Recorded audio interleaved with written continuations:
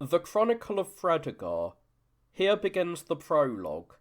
Unless the Almighty helps me, I cannot tell how I can express in one word the labour on which I am embarking, and how, in striving to succeed, my long struggle devours days already too short. Translator, in our own vernacular, gives the wrong sense, for if I feel bound to change somewhat the order of words, I should appear not to abide by a translator's duty. I have most carefully read the Chronicles of Saint Jerome, of Hydatius, of a certain wise man, of Isidore, and of Gregory, from the beginning of the world to the decline of Guntram's reign, and I have reproduced successively in this little book, in suitable language, and without many omissions, what these learned men have recounted at length in their 5 Chronicles. Further, I have judged it necessary to be more thorough in my striving for accuracy, and so I have noted in the above-mentioned Chronicles, as it were a source of material for a future work, all the reigns of the kings and their chronology. I have brought together and put into order in these pages, as exactly as I can, this chronology, and the doings of many peoples, and have inserted them in the Chronicles, compiled by these wise men, chronicles that copiously gush like a spring most pure. I could have wished that I had the same command of language, or at least approached it, but it is harder to draw from a spring that flows intermittently, and now the world grows old, which is why the fine point of wisdom is lost to us. Nobody now is equal to the orators of past times, or could even pretend to equality. Thus I am compelled, so far as my rusticity and ignorance permit, to hand on as briefly as possible whatever I have learned from the books of which I have spoken, and if any reader doubts me, he has only to turn to the same author to find that I have said nothing but the truth. At the end of Gregory's work, I have not fallen silent, but have continued on my own account with facts and deeds of later times, finding them wherever they were recorded, and relating of the deeds of kings and the wars of peoples, all that I have read or heard or seen that I could vouch for. Here I have tried to put in all I could discover from that point at which Gregory stopped writing, that is, from the death of King Chilperic.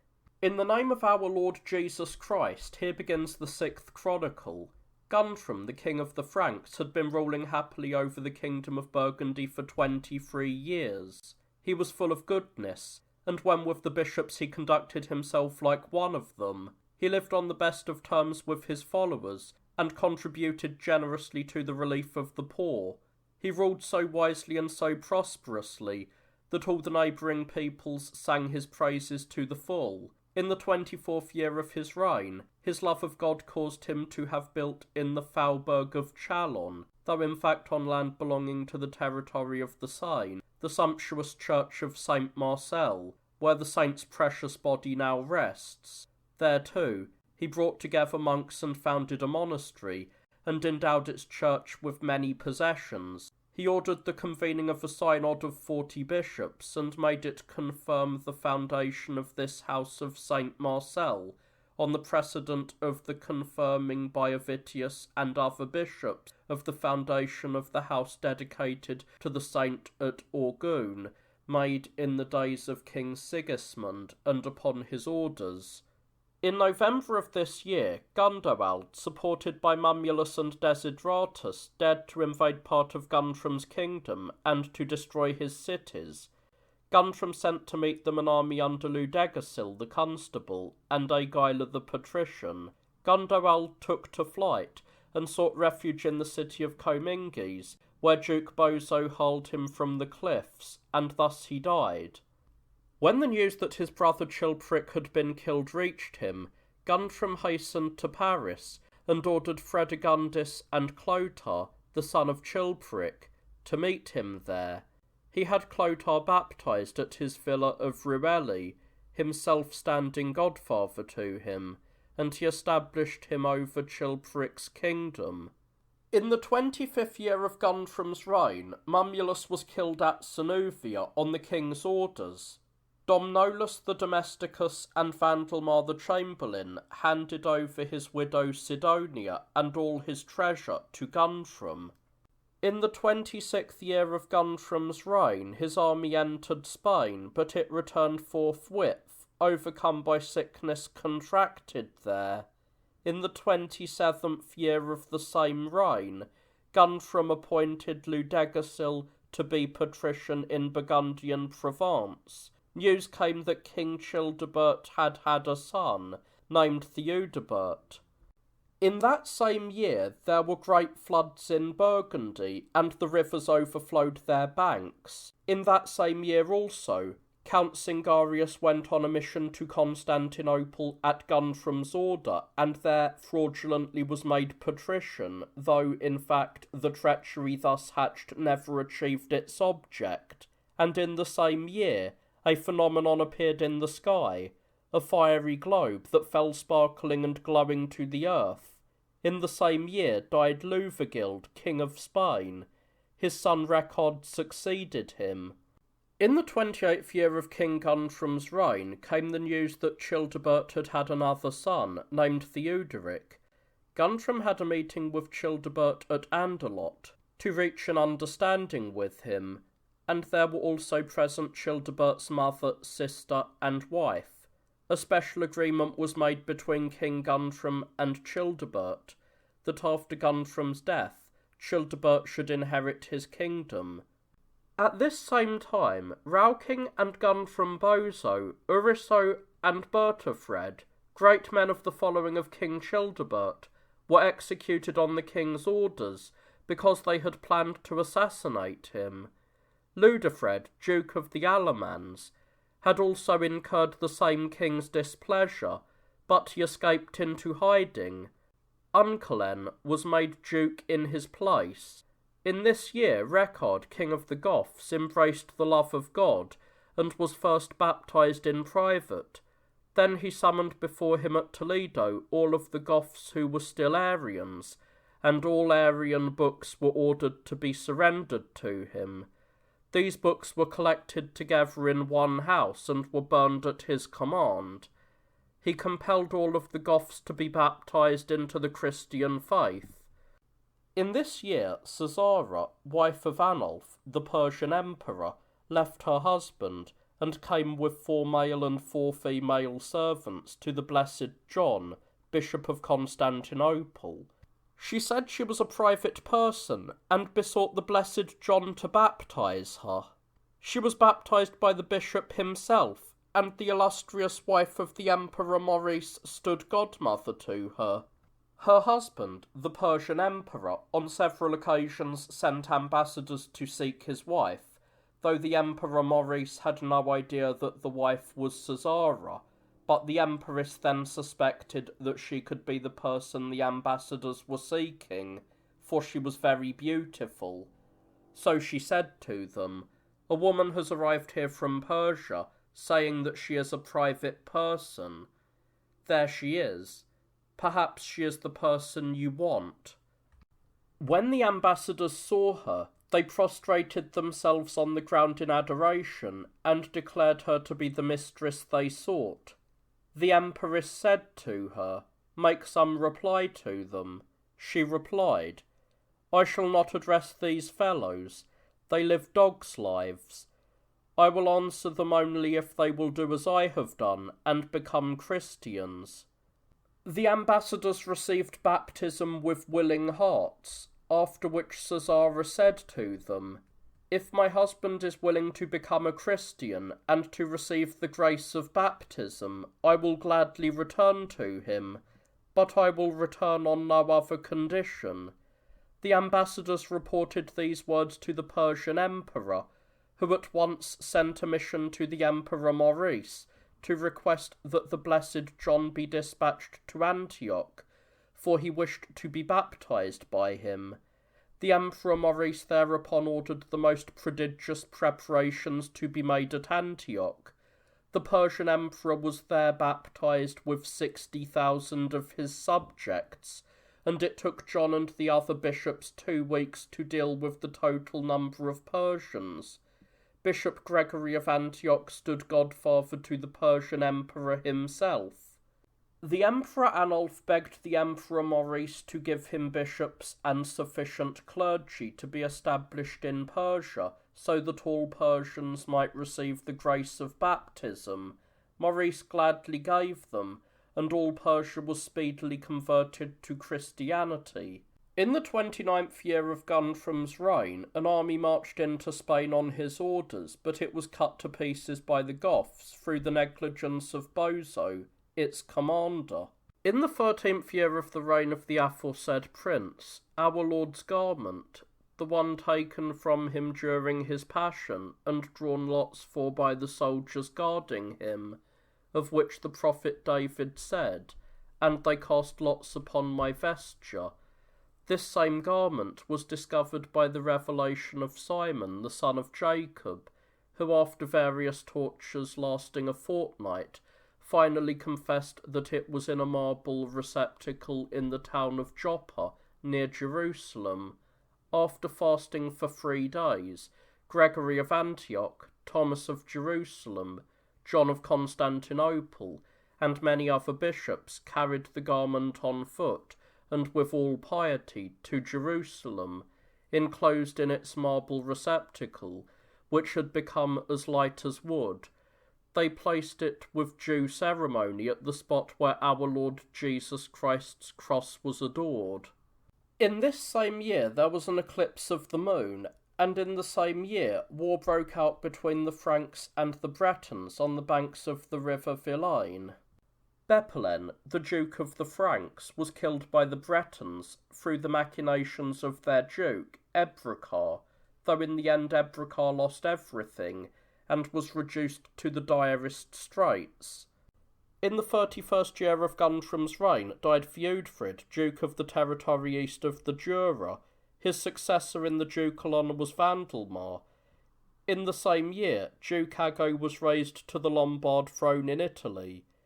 In the 32nd year of Guthrum's reign, the sun was in eclipse from dawn to midday, to the extent that the third part was scarcely visible.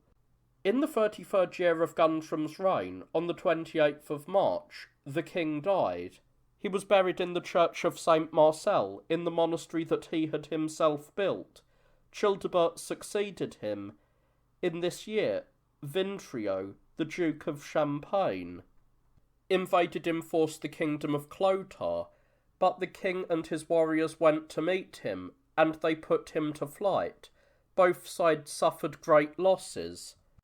In the 2nd year after Childebert's accession in Burgundy, war broke out between the Franks and the Bretons. Many on both sides fell by the sword. In the 3rd year of Childebert's reign in Burgundy, many signs were seen in the sky. A comet was seen. In that same year, Childebert's army fought bravely against the Varni, who had been trying to rise in rebellion. So many Varni fell in battle that few indeed of that people survived.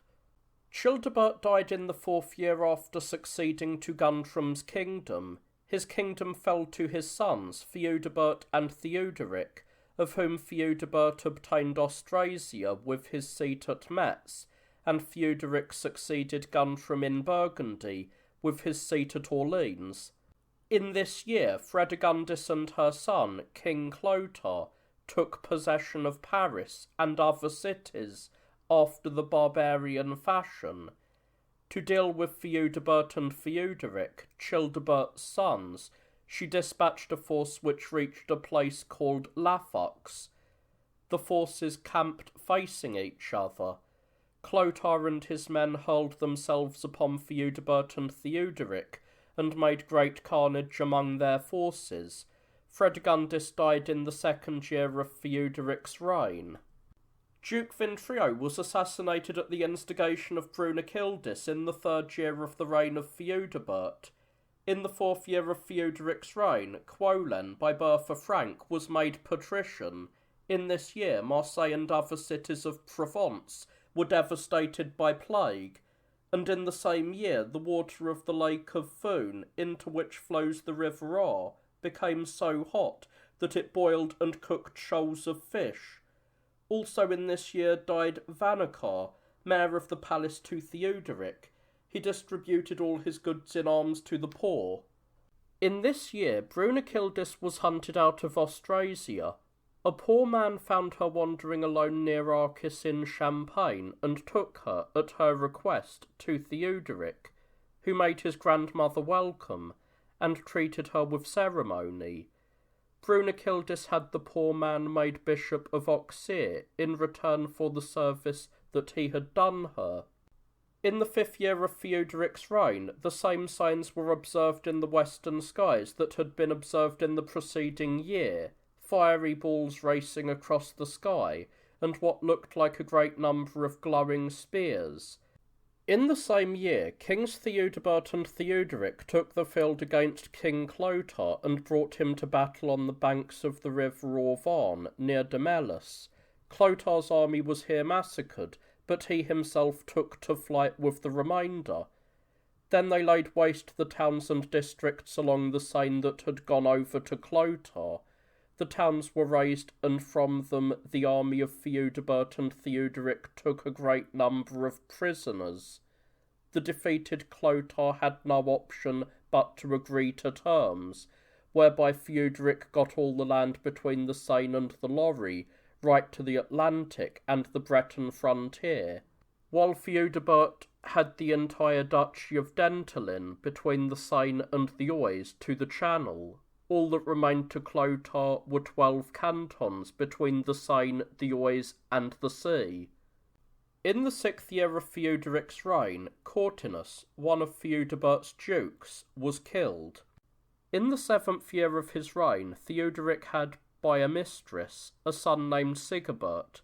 Aegaila, the patrician, was bound and put to death, though innocent, at the instigation of Brunechildis, for no other reason than her cupidity, for his property would be taken by the fisc. In the same year, Theudebert and Theodoric sent an army against the Gascons, and with God's help defeated them, subjected them to their overlordship, and made them pay tribute. They appointed a duke named Genialis, who ruled them well. In this year, the blessed Aconius, Bishop of St. John de Maurienne, discovered the body of St. Victor, who had been martyred at Solothurn, with St. Tours. One night, when he was in his city, it was revealed to him in a dream that he should get up at once and go to the church built by Queen Sideluba outside Geneva. He would be informed of the spot where, in the middle of the church, the saint's body lay. So he made all haste to Geneva, with the blessed bishops Rusticius and Patricius. For 3 days he fasted, and then, in the night, a light appeared over the spot where lay those glorious and illustrious remains.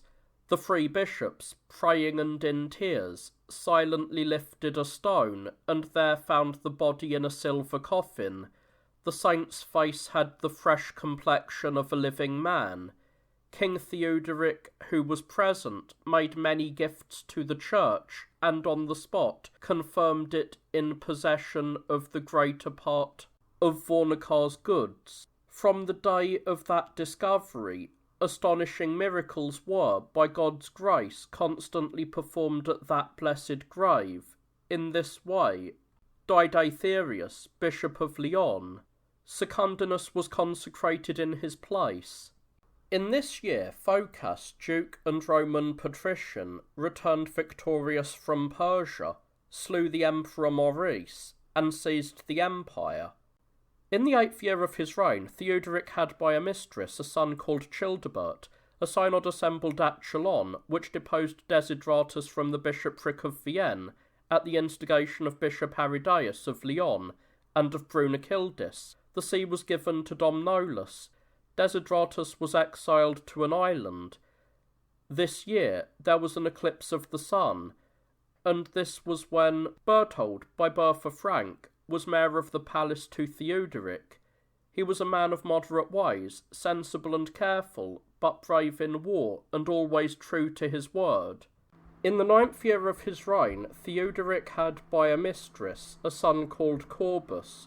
Protadius, by birth a Roman, was held in high esteem in the palace, and his bedfellow, Brunechildis, wished to load him with honours, and at her insistence he was appointed patrician over the territory east of the Jura and the Scotingi at the death of Duke Vandelmar.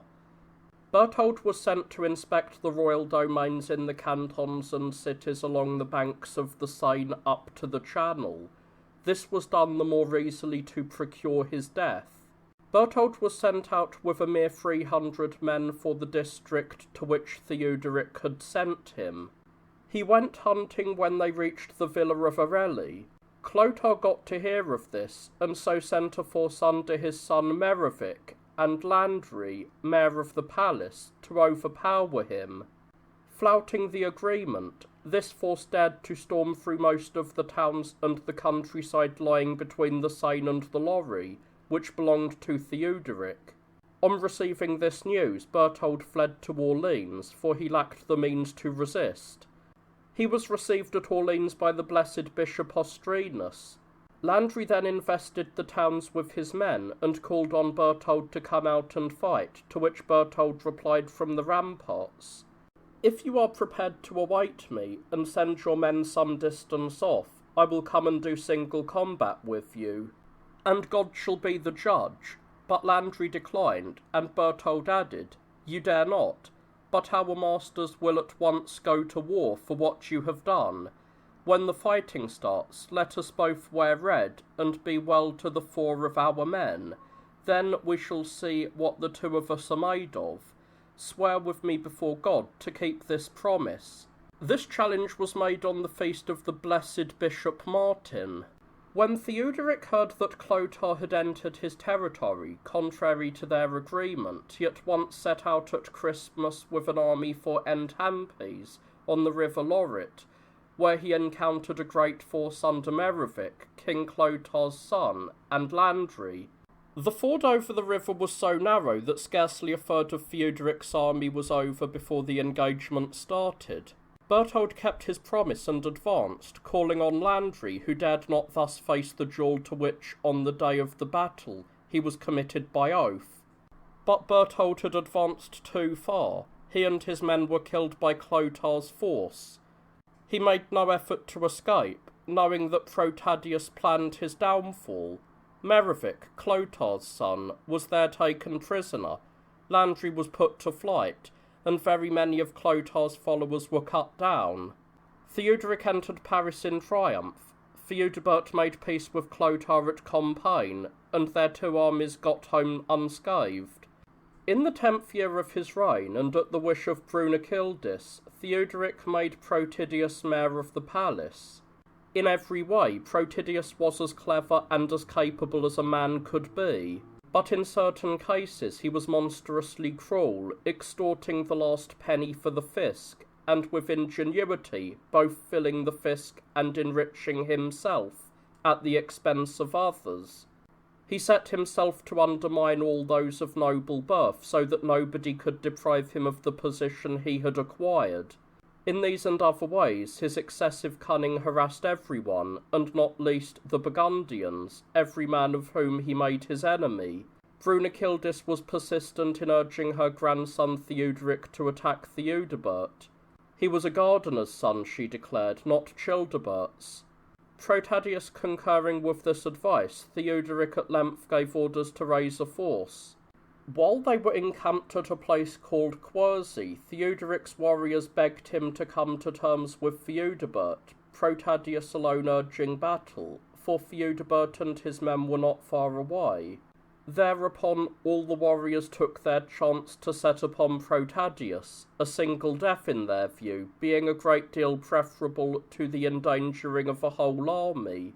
Protadius was sitting in King Theuderic's tent, playing dice with Peter, the court physician. The warriors surrounded the tent, and his men-at-arms detained Theuderic in case he should enter. However, the king sent Uncle with orders that they should stop molesting Protadius. Uncle, on the contrary, forthwith declared to the warriors, "The Lord Theuderic orders Protadius's execution."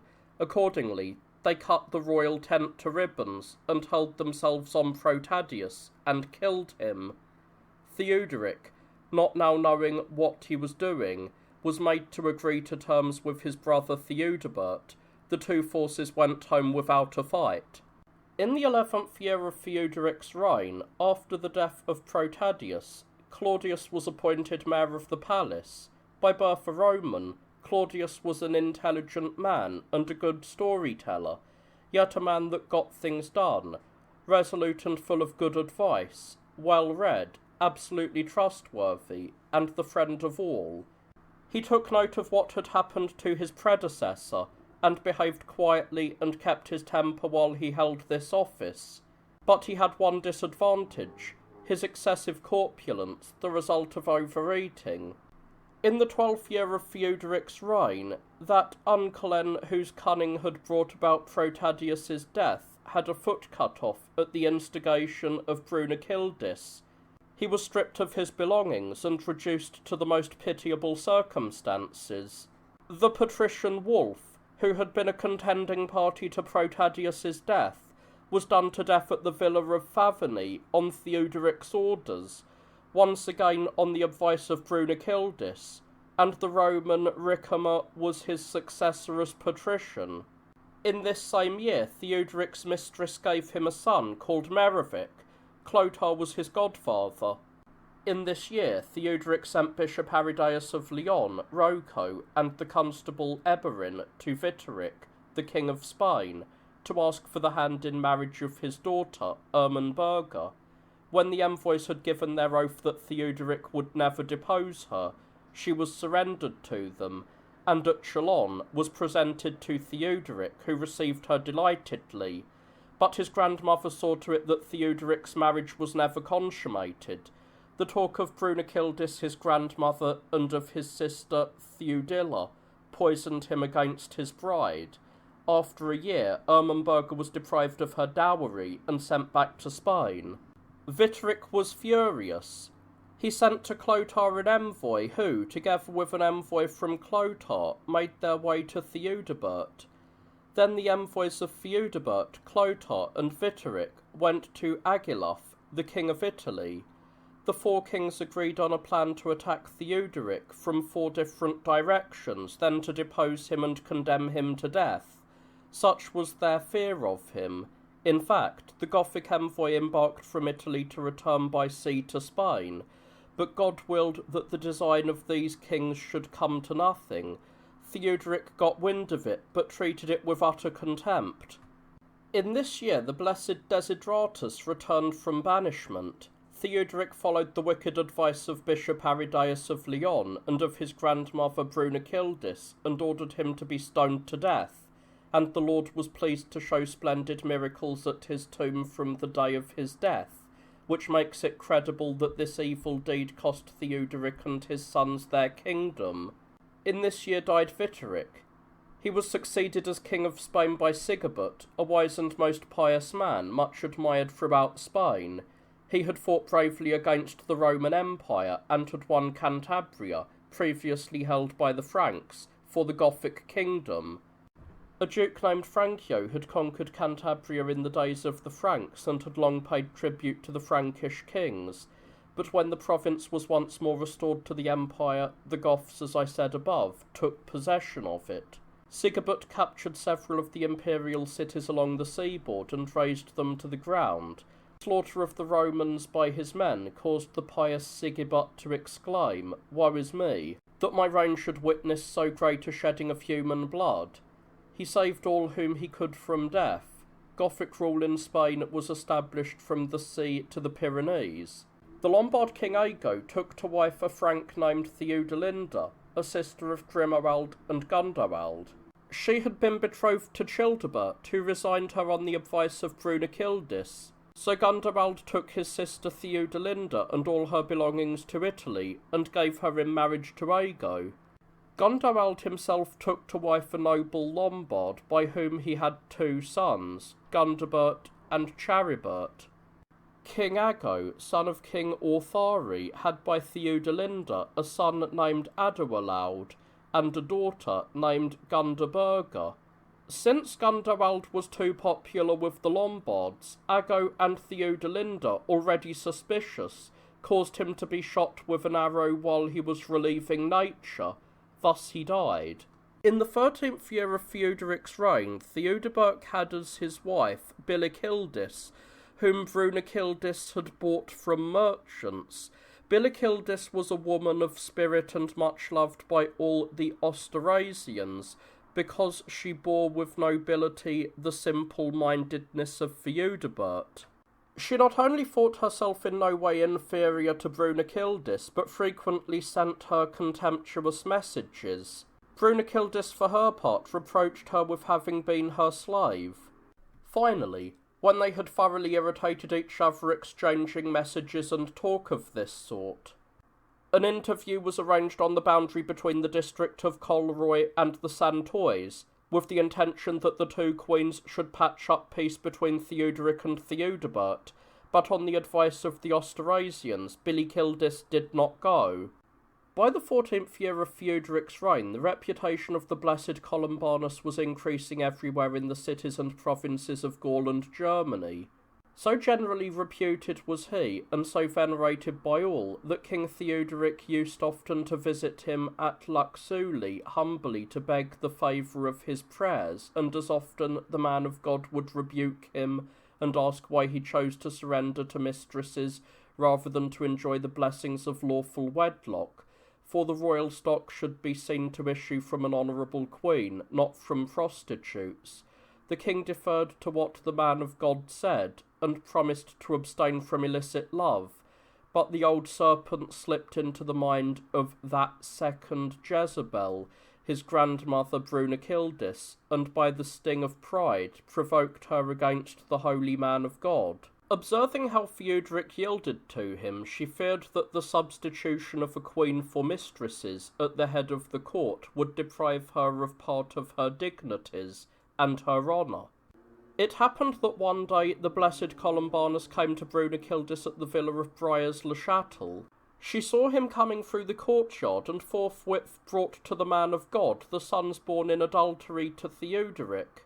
Seeing them, he inquired what they wanted of him, to which Brunekildis replied, "These are the king's sons. Pray strengthen them with your blessing." "No," rejoined Columbanus, "that they shall never hold the royal sceptre, for they were born in adultery." Furious, she ordered the children to withdraw. As he left the royal courtyard, and at the moment when his foot crossed the threshold, a roar of thunder shook him, but it did not quench the fury of the wretched woman, who forthwith started to scheme the holy man's downfall. She sent instructions to those living around the monastery that no monk should be allowed to leave its confines or should be allowed a place of refuge or assistance. When he saw how the royal anger was kindled against him, the blessed Columbanus repaired to the court and counselled the curbing of such immoderate wrath. The king was at the villa of Eparesis. It was sunset when the holy man arrived. The king was informed of his arrival, and that he did not wish to enter the royal suite. Theodoric replied that it was better to do honour to the man of God with timely gifts than to kindle the wrath of the Lord by offending one of his servants. So he ordered gifts to be prepared on a royal scale and sent to the man of God. His servants obediently went and offered these presents to Columbanus, who, at the sight of the dishes and goblets presented to him with royal pomp, inquired what they meant. They replied, "The king ordered them to be brought to you," but he thrust them away with a curse, saying, "It is written that the Almighty reproves the gifts of the impious. It is unbecoming that the lips of God's servants should be polluted with this man's dainties, for he denies them not only their own homes, but the homes of others." At these words, the vessels were broken in pieces, wine and cider splattered the floor, and everything was thrown about in confusion. The terrified servants hastened to tell the king what had happened. When dawn broke, the king, equally terrified, went with his grandmother to the man of God and begged his forgiveness, promising to live better in future. Placated by these promises, Columbanus returned to his monastery. But their promises were not kept for long, for both subsided into their crimes, and the king gave himself up to his habitual adultery. At this, the blessed Columbanus wrote him a letter full of reproach, and threatened him with excommunication if he did not forthwith mend his ways. But Brunechildis, stirred up again, inflamed the king against Columbanus, and did all she could to distress him. She besought the noblemen and courtiers and all the magnates to influence the king against the man of God, and dared to work upon the bishops to bring his profession into disrepute, and to question the rule he had imposed on his monks. Acceding to the wretched queen's prayers, the courtiers did stir up the king's anger against the holy man, so that he should actually go in person to inquire into the state of the monastery. The king, carried away, went to seek him out at Luxeuil, and there demanded why his practices differed from the practices of the Gallic Sea, and why, also, an interior precinct of his monastery was not open to all Christians. The blessed Columbanus, unabashed and seething with rage, was emboldened to reply to the king that it was not allowed them to throw open the home of God's servants to laymen and to those hostile to his rule, but that nonetheless he had had suitable accommodation prepared for guests of whatever sort. The king replied, "If you wish to enjoy the gifts of my bounty, and to keep the benefit of my protection, you are to throw open the entire monastery to all comers, and if," retorted the holy man, "you seek to violate what hitherto has been held firm by the rigour of our rule, I will have none of your gifts, nor your protection. And be sure that if you have come here to force the retreat of God's servants, and to shake the discipline of the rule, your kingdom shall speedily crumble, and you with all your family shall be destroyed." This, of course, is what did happen.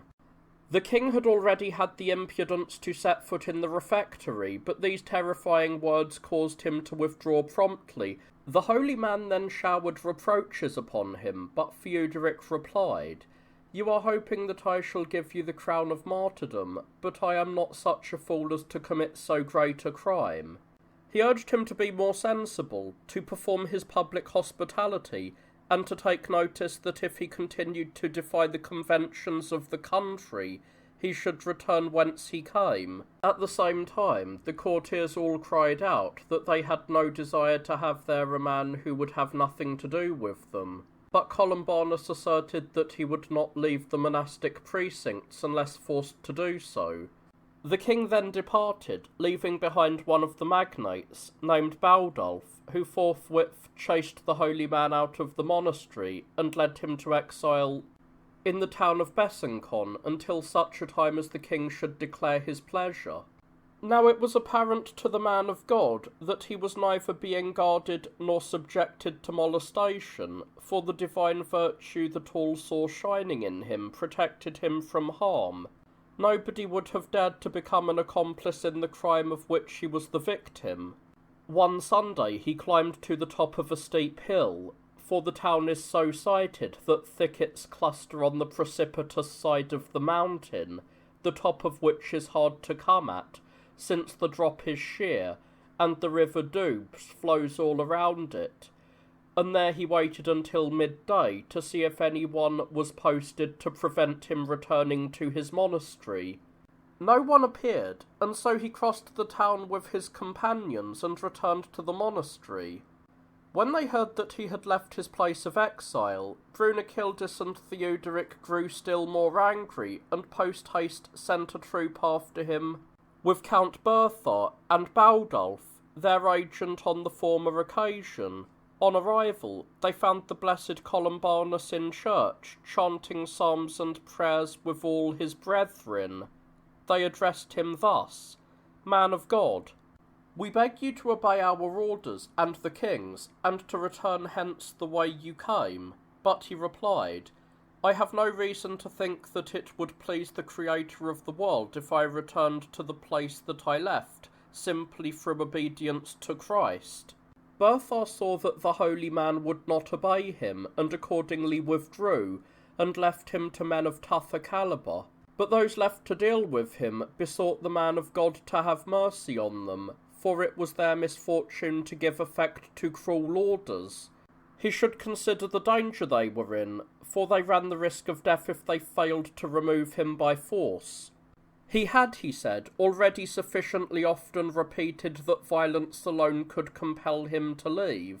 The men, sensing danger from two directions, and a prey to every fear, seized the vestments he wore, while others knelt before him, begging him with tears to forgive their great crime. It was none of their doing, but the king's orders. The holy man now saw how great a danger to others could lie in his continuing to satisfy his own severe standards, and set out from his monastery, grief-stricken and in tears. Soldiers went with him, for their orders were to see him off the land subject to the king. Ragamund, their commander, conducted him as far as Nantes. Hounded from Theudoric's kingdom, the holy man planned to return to Ireland. But since no person sets out anywhere without the permission of the Most High, the blessed Columbanus went in fact to Italy. There he built a monastery at a place called Bobbio, and then, in holiness of life and full of days, he completed his pilgrimage to Christ. In the 15th year of Theudoric's reign, Alsace, where he had been brought up, and which he held by written authority from his father Childebert, was raided by Theudebert according to barbarian custom. The two kings therefore agreed to meet at the stronghold of Seltz, so that their dispute might be resolved by Frankish judgment. Theuderic arrived with two detachments, each of 10,000 warriors, and Theudebert with a great force of Austrasians, intent on joining battle. Surrounded on all sides and terror-stricken, Theuderic had no option but to cede Alsace by formal agreement to Theudebert. At the same time, he lost the Santois, the Thurgau and Campania, which were the subject of frequent disputes. Thereupon both kings went home. At the same time, the Alamans invaded and ravaged the district of Avenki, east of Jura. Abelin and Herpin, in company with the other counts of the district, led an army to intercept them. The two forces met, and an engagement was fought at Vangern, and the victorious Alamans slaughtered a large number of Transjurans, set fire to great areas of the territory of Avanchi, and took away a host of prisoners to servitude. Finally, they returned home laden with plunder. After this calamity, Theuderic gave much thought to the best means of avenging himself on Theudebert. It was at this time that Theudebert assassinated Billy-Kildis and took to wife a girl named Theudekildis. In the 16th year of his reign, Theuderic sent a deputation to Clotaire to say that he proposed to attack Theudebert, who was no brother of his, and would Clotaire please not help Theudebert. He promised that if he were the victor, he would restore to Clotaire the duchy of Dantolin, of which we spoke earlier, taken from him by Theudebert. The deputies worked out the terms of the agreement between Clotaire and Theuderic, and the latter proceeded to raise an army. In the month of May, in the 17th year of his reign, Theuderic's army, summoned from every province of his kingdom, assembled at Langiers. Marching through Andelot, it took the stronghold of Knights, and advanced upon the city of Toul, which also fell to it. Theudebert now appearing with an Austrasian army, battle was joined in the open country before Toul. Theuderic won, and cut Theudebert's force to pieces. Many a brave warrior was slain in that battle. Theudebert himself took to flight, went through the territory of Metz and over the Vosges, and so reached Cologne. While Theuderic was in pursuit, the holy and blessed Bishop Ludegasius of Mainz, who loved Theuderic's valour as much as he despised Theudebert's folly, approached Theuderic and said, "Finish what you have begun, and exploit to the full the outcome of your action. There is a countryman's tale that tells how a wolf went up into the hills with her cubs, and when they had started to hunt, she called them round her and said, 'As far as your eyes can see, and in whatever direction, you have no friends except a few of your own kind. So finish what you have begun.' Theuderic and his warriors marched through the forest of the Ardennes and reached Zalpic, where Theudebert came to meet him with all the Saxons, Thuringians, and other people from across the Rhine or elsewhere that he had been able to summon. It is there that they fought. It is said that from time immemorial no such battle had ever been fought by the Franks and the other peoples. The carnage on both sides was such that in the fighting line there was no room for the slain to fall down. They stood upright in their ranks, corpse supporting corpse, as if they still lived. By God's grace, Theuderic again defeated Theudebert and cut down his men from Zalpic to Cologne. The whole countryside was strewn with their corpses. The same day he advanced to Cologne and secured Theudebert's entire treasure. He sent on Berthar, his chamberlain, across the Rhine in hot pursuit of Theudebert, who was in flight with a handful of followers. The captive Theudebert was brought by Berthar and paraded before Theuderic at Cologne, where he was stripped of his royal clothing. His horse and its royal trappings were all given by Theuderic to Berthar, and Theudebert was sent in chains to Chalon. His little son, Merrivic, was seized on Theoderic's orders. A soldier took him by the heels and dashed out his brains on a stone, and so he died. In accordance with his agreement with Theuderic, Clotaire now took the entire duchy of Dentelin, but this infuriated Theuderic, already master of all Austrasia. He turned his army against Clotaire and, in the 18th year of his reign, raised levies in Austrasia and in Burgundy, first sending a mission to Clotaire to get him to retire, lock, stock and barrel, from the duchy of Dentelin. If he did not, he threatened to overrun Clotaire's lands with all of his warriors, and as events proved, his ambassador's threats were carried out. Theuderic was already, in this same year, on the march against Clotaire, when he died of dysentery at Metz. His men returned without delay to their own lands. Brunechildis was at Metz with the 4 sons of Theuderic, Sigibert, Childebert, Corbus, and Merrivic. Her endeavour was to make Sigibert his father's successor. Clotaire was incited by the faction of Arnulf, Pippin, and other magnates to enter Austrasia. When he was near Andernach, Brunechildis, who was at Worms with Theuderic's sons, sent to him on their behalf an embassy comprising Chadoin and Herpo, with the demand that he should abandon the kingdom left by Theuderic to his sons.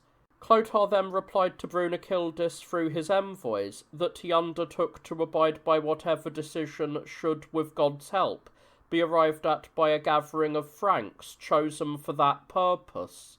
Forthwith, Brunechildis dispatched Theuderic's eldest son, Sigibert, to Thuringia with Varnacar, mayor of the palace, Alboin, and other great men to win over the people across the Rhine to resist Clotaire. But she sent after them a private letter to Alboin with instructions that he should kill Varnacar and the others, for they were planning to go over to Clotaire.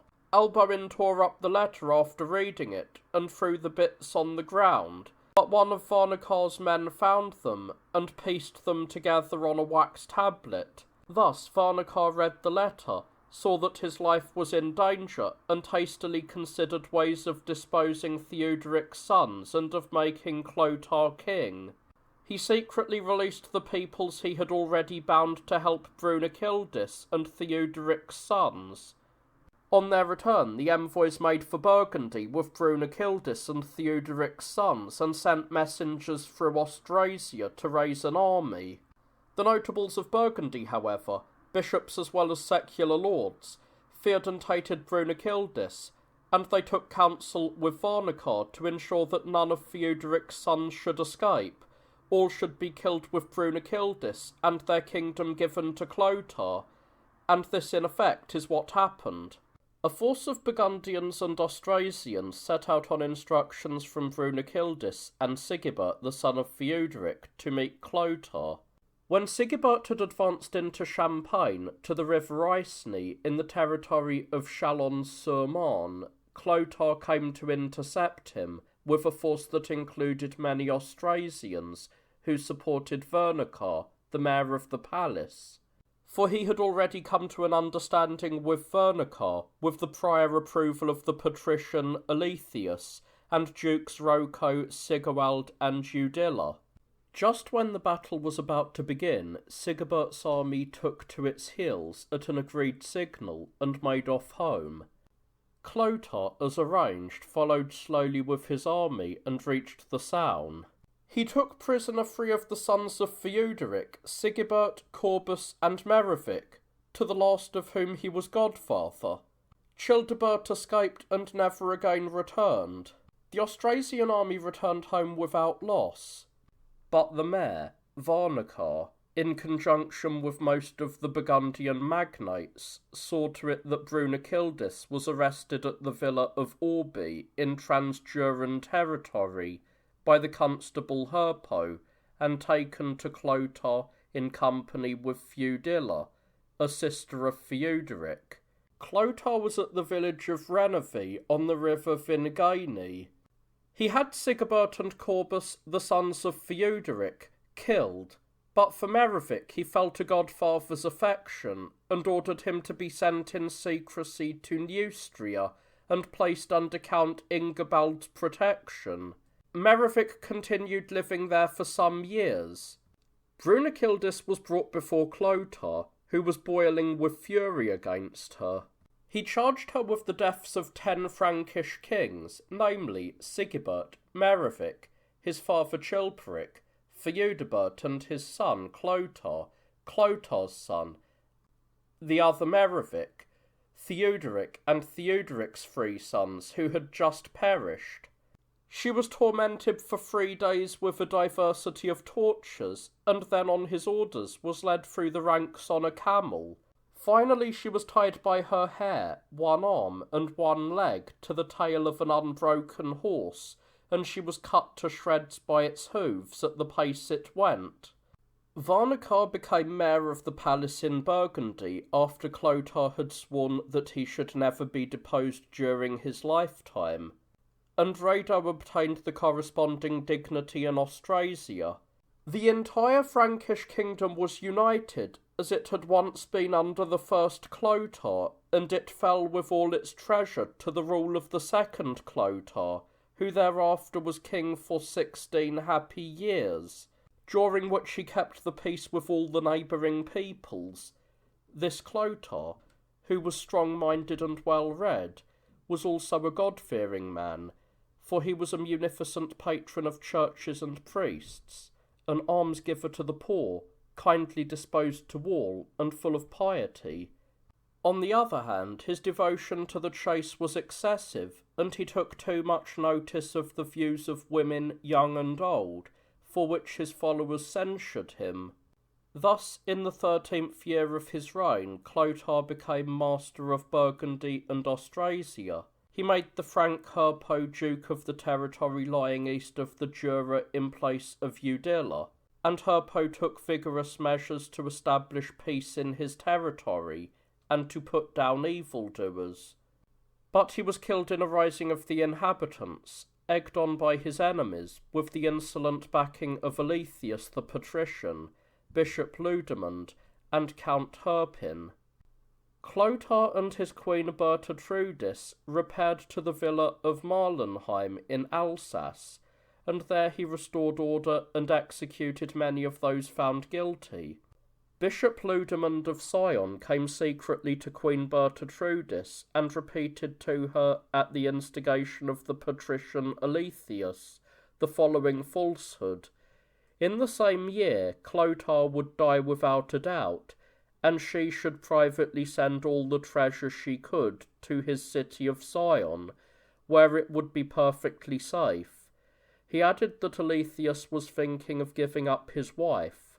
and of marrying the queen, provided that, being of royal Burgundian blood, he could succeed Clotaire as king. Queen Bertatrudis was frightened at the prospect of what she had heard. She burst into tears and took to her room.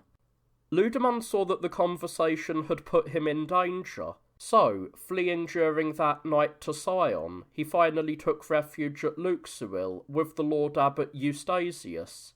Later, the abbot obtained Clotaire's pardon for him and permission to return to his city.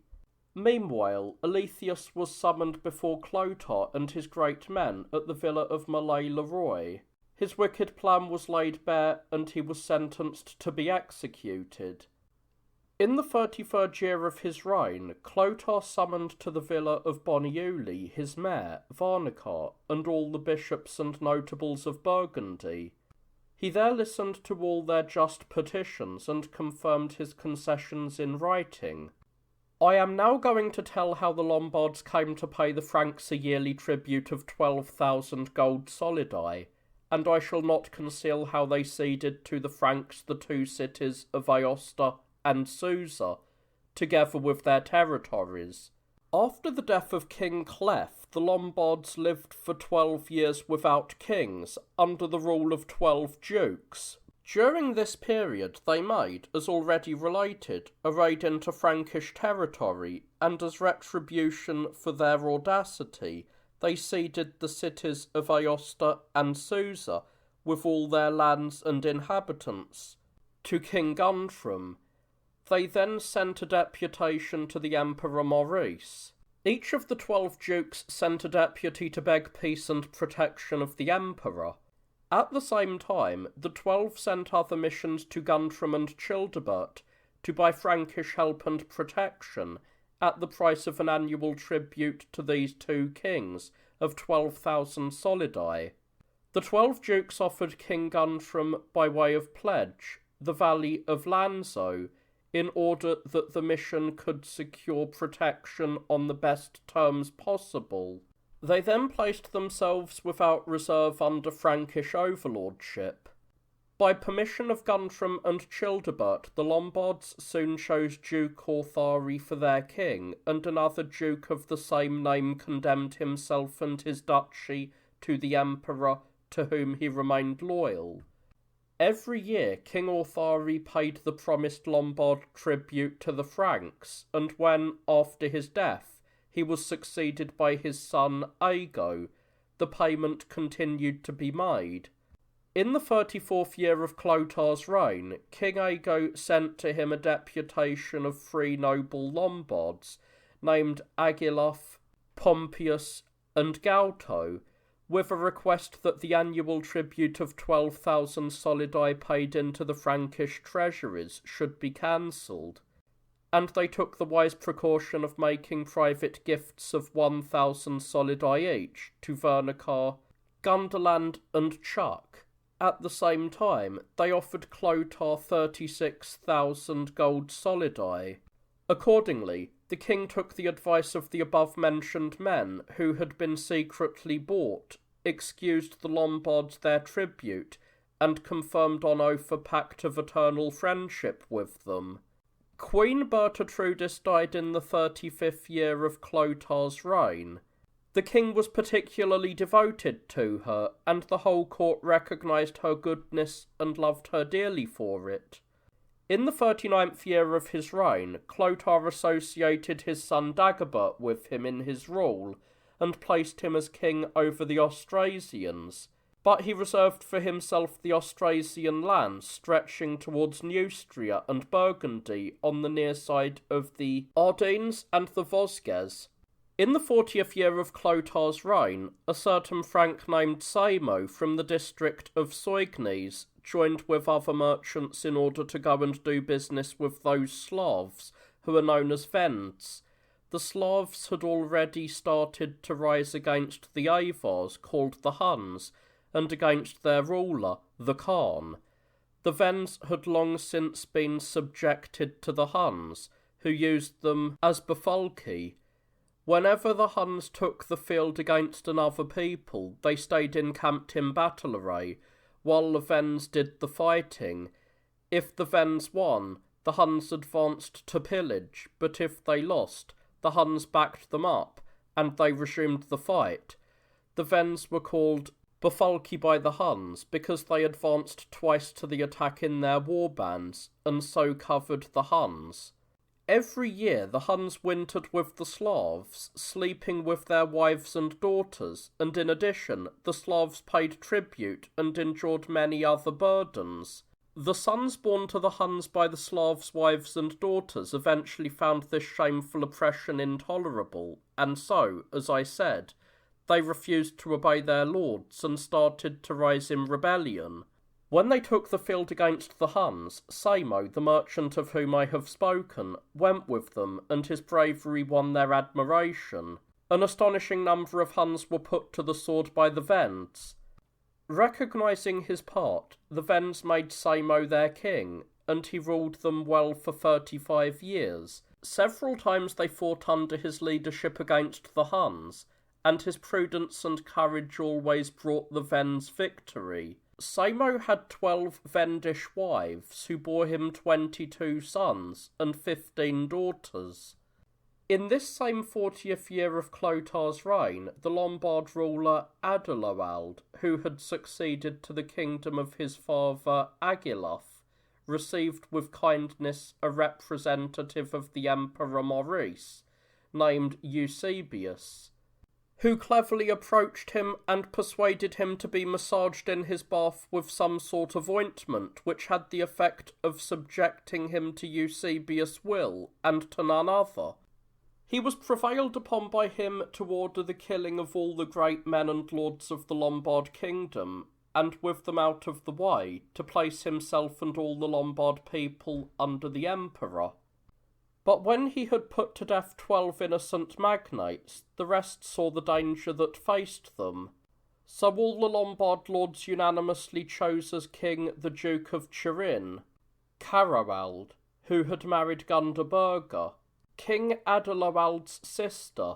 King Adalawald was poisoned and died. Carrawald at once assumed the crown, but a Lombard duke named Tasso, governor of Tuscany, in his pride started a rebellion against King Carrawald. The lovely Queen Gundeberga was in all things good-natured and full of Christian piety. She was generous in almsgiving, and universally loved for her bounty. A certain Lombard named Adolf, who was constantly at court in the king's service, one day found himself in her presence. The queen was as well disposed to him as she was to all others, and accordingly remarked what a fine upstanding man he was. Hearing this, he said quietly to the queen, "You deign to like my looks, pray then, bid me sleep with you." But she violently refused, and spat in his face to show her contempt for him.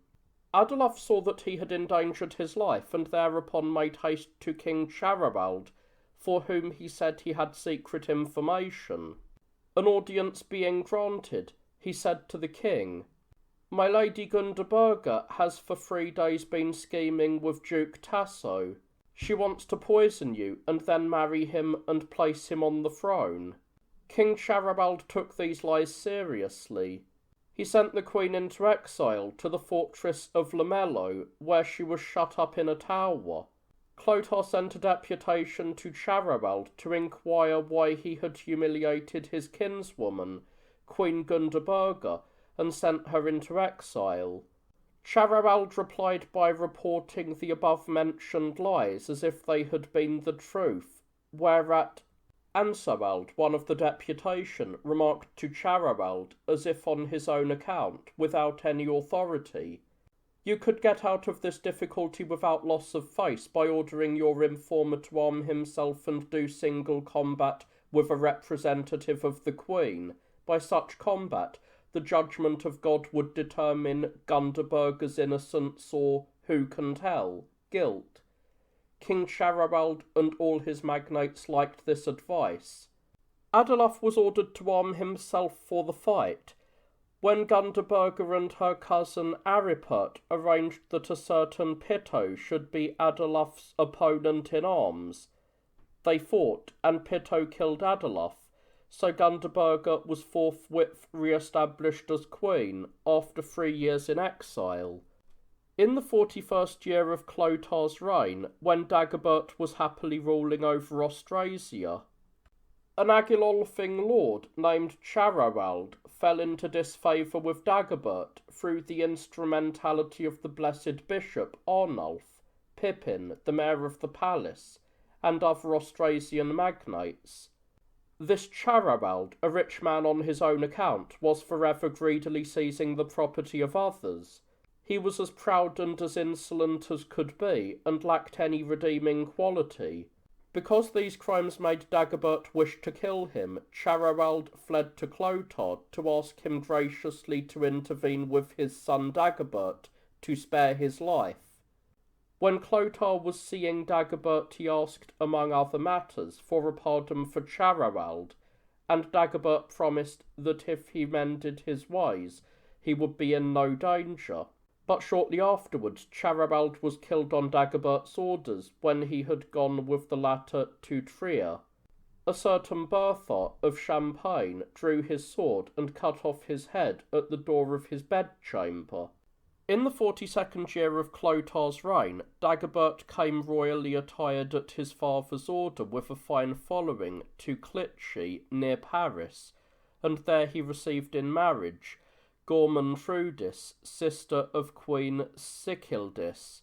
But 3 days after the wedding, there broke out a serious quarrel between Clotar and his son Dagobert, for the latter demanded that all the lands belonging to the kingdom of Austrasia should be subordinated to him, and Clotar stoutly refused to comply, and would concede nothing, so the 2 kings chose 12 Frankish lords to decide the issue. One of the bishops among those chosen was Arnulf of Metz, who, such was his integrity, was always a peacemaker between father and son. The bishops and the wiser of the lords eventually reconciled Dagobert with his father, and Clotar ceded to him all that belonged to Austrasia, only keeping for himself the territory lying between the Lorry and in Provence. Varnicar, mayor of the palace, died in the 43rd year of Clotar's reign, and in that same year his son, the light-hearted Godinus, married his stepmother Bertha. Clotar was furious at this, and ordered Duke Arnebert, who had married a sister of Godinus, to raise a force and kill him. Finding his life in danger, Godinus and his wife fled to King Dagobert in Austrasia, but such was his fear of the king that he took refuge in the church of Saint Opyri. Dagobert repeatedly sent deputations to Clotar to obtain a pardon for Godinus, and finally Clotar said he would spare his life on condition that Godinus gave up Bertha, whom he had married contrary to canon law. So Godinus did give up Bertha and returned to the kingdom of Burgundy, but Bertha went straight to Clotar, and averred that if Godinus appeared before the king, it would be with the intention of killing him. In consequence, Clotar had Godinus conducted to the principal holy places, the churches of Saint Medard at Soissons and Saint Denis at Paris, on the pretext of making him swear lifelong fidelity, but in fact only with the object of finding a suitable place to kill him, when separated from his companions. A magnate called Charlemagne and Valdebert, the domesticus, told Godinus that he must now visit the churches of Saint Aignan at Orleans and of Saint Martin at Tours to repeat his oath. When he had reached the outskirts of Chartres and was about to break his fast at a farm to which Charlemagne had brought him, Valdebert and Charlemagne and their men went for him and killed him. They also killed some of those who were still with him, but let others escape after they had been plundered. In this year, Palladius and his son Sidoc, bishops of Iauzi, were charged by Duke Aegiana with having been implicated in the Gascon rebellion. They were sent into exile. Boso of Entampes, son of Ordelinus, was killed by Duke Arnabert on instructions from Clotaire, who accused him of misconduct with Queen Sicildis. Clotaire this year assembled the Burgundian nobles and courtiers at Troyes and inquired if they wished to appoint a successor to the position of Varnacar, who had died, but they unanimously decided that they would never have another mayor of the palace, and earnestly begged the king of his goodness to deal directly with them. In the 45th year of Clotaire's reign, the bishops and all the great men of his kingdom, Neustrians as well as Burgundians, assembled at Clichy on the king's business, and to consider their country's problems. It was there that a certain Ermenarius, comptroller to Childebert, Clotaire's son, was killed by the followers of Aegiana, the Saxon nobleman. Great bloodshed would have ensued had not Clotaire wisely intervened and done everything to prevent it. On his orders, Aegiana retired to Montmartre with many of his warriors. Brodulf, Charibert's uncle, gathered together a force from all parts with the object of falling together with Charibert himself upon Aegiana, but Clotaire gave strict instructions to his Burgundians that they were promptly to crush whichever party to the quarrel flouted his decision, and the fear that this royal order inspired kept both parties quiet. Clotaire died in the 45th year of his reign. He was buried in the church of St. Vincent on the outskirts of Paris. Learning of his father's death, Dagobert ordered all his Austrasian followers to assemble in arms, and sent deputations into Burgundy and Neustria to ensure his choice as king.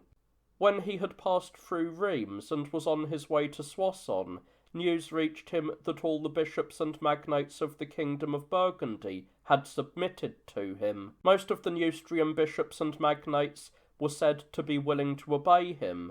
His brother Charibert made an attempt to seize the kingdom, but his cause made little headway, since he was simple-minded, and Brodulf also started to plot against Dagobert in an attempt to secure the kingdom for his nephew, but in vain, as events were to show.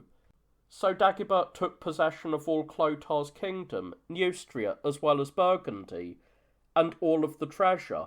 But then he felt sorry and, on good advice, made over to his brother Charibert the territories and cities between the Lorry and the Spanish frontier, in the general area of Gascony and the Pyrenees. This would provide him with sufficient upkeep for his household, Santes and whatever lay between there and the Pyrenees. The territories were Toulouse, Cahors, again, Périgueux, Santes, and whatever lay between there and the Pyrenees. Dagobert placed all this under his rule, and confirmed the donation in writing, so that henceforward Childebert should never lay further claim to any part of his father's kingdom. Charibert chose Toulouse for his seat and reigned over part of the province of Aquitaine. In the 3rd year of his reign, his army subjugated the whole of Gascony, and thus somewhat extended his kingdom. When he had been reigning 7 years and held, as I have said, the greater part of his father's kingdom, Dagobert visited Burgundy. The profound alarm that his coming caused among the Burgundian bishops, magnates, and others of consequence was a source of general wonder, but his justice brought great joy to the poor. On arrival at the city of Langueres, he gave judgments for all, rich and poor alike, with such equity as must have appeared most pleasing to God. Neither bribe nor respect of persons had any effect on him. Justice, dear to the Almighty, ruled alone. Then he went to Dijon, and spent some days at Saint Jean de Losny, and did what he could to bring justice to his people throughout his realm. Such was his great goodwill and eagerness that he neither ate nor slept, lest anyone should leave his presence without having obtained justice. On the very day that he planned to leave Saint Jean de Losny for Chalon, and while taking his bath before daybreak, he gave orders to kill Brodulf, his brother Charibert's uncle, and these were carried out by the Dukes Amelgar and Arnabert, and the patrician Villebad.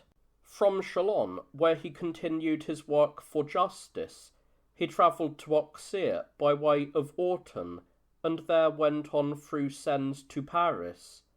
and leaving Queen Gomertrudis at the villa of Reuilly, where he had married her, he took to wife a maiden of the bedchamber, named Nantachildis, and made her queen. From the beginning of his reign up to that time, he had taken advice from the blessed Arnulf, Bishop of Metz, and from Pippin, Mayor of the Palace, and thus ruled Austrasia so prosperously that he earned unlimited praise of all peoples, and his resolution spread such alarm that everywhere they hastened humbly to submit to him. Even the people who lived on the Slav-Avar frontier earnestly desired him to come to them. They confidently promised that he should dominate the Avars and the Slavs, and all the other peoples up to the frontier of the Roman Empire.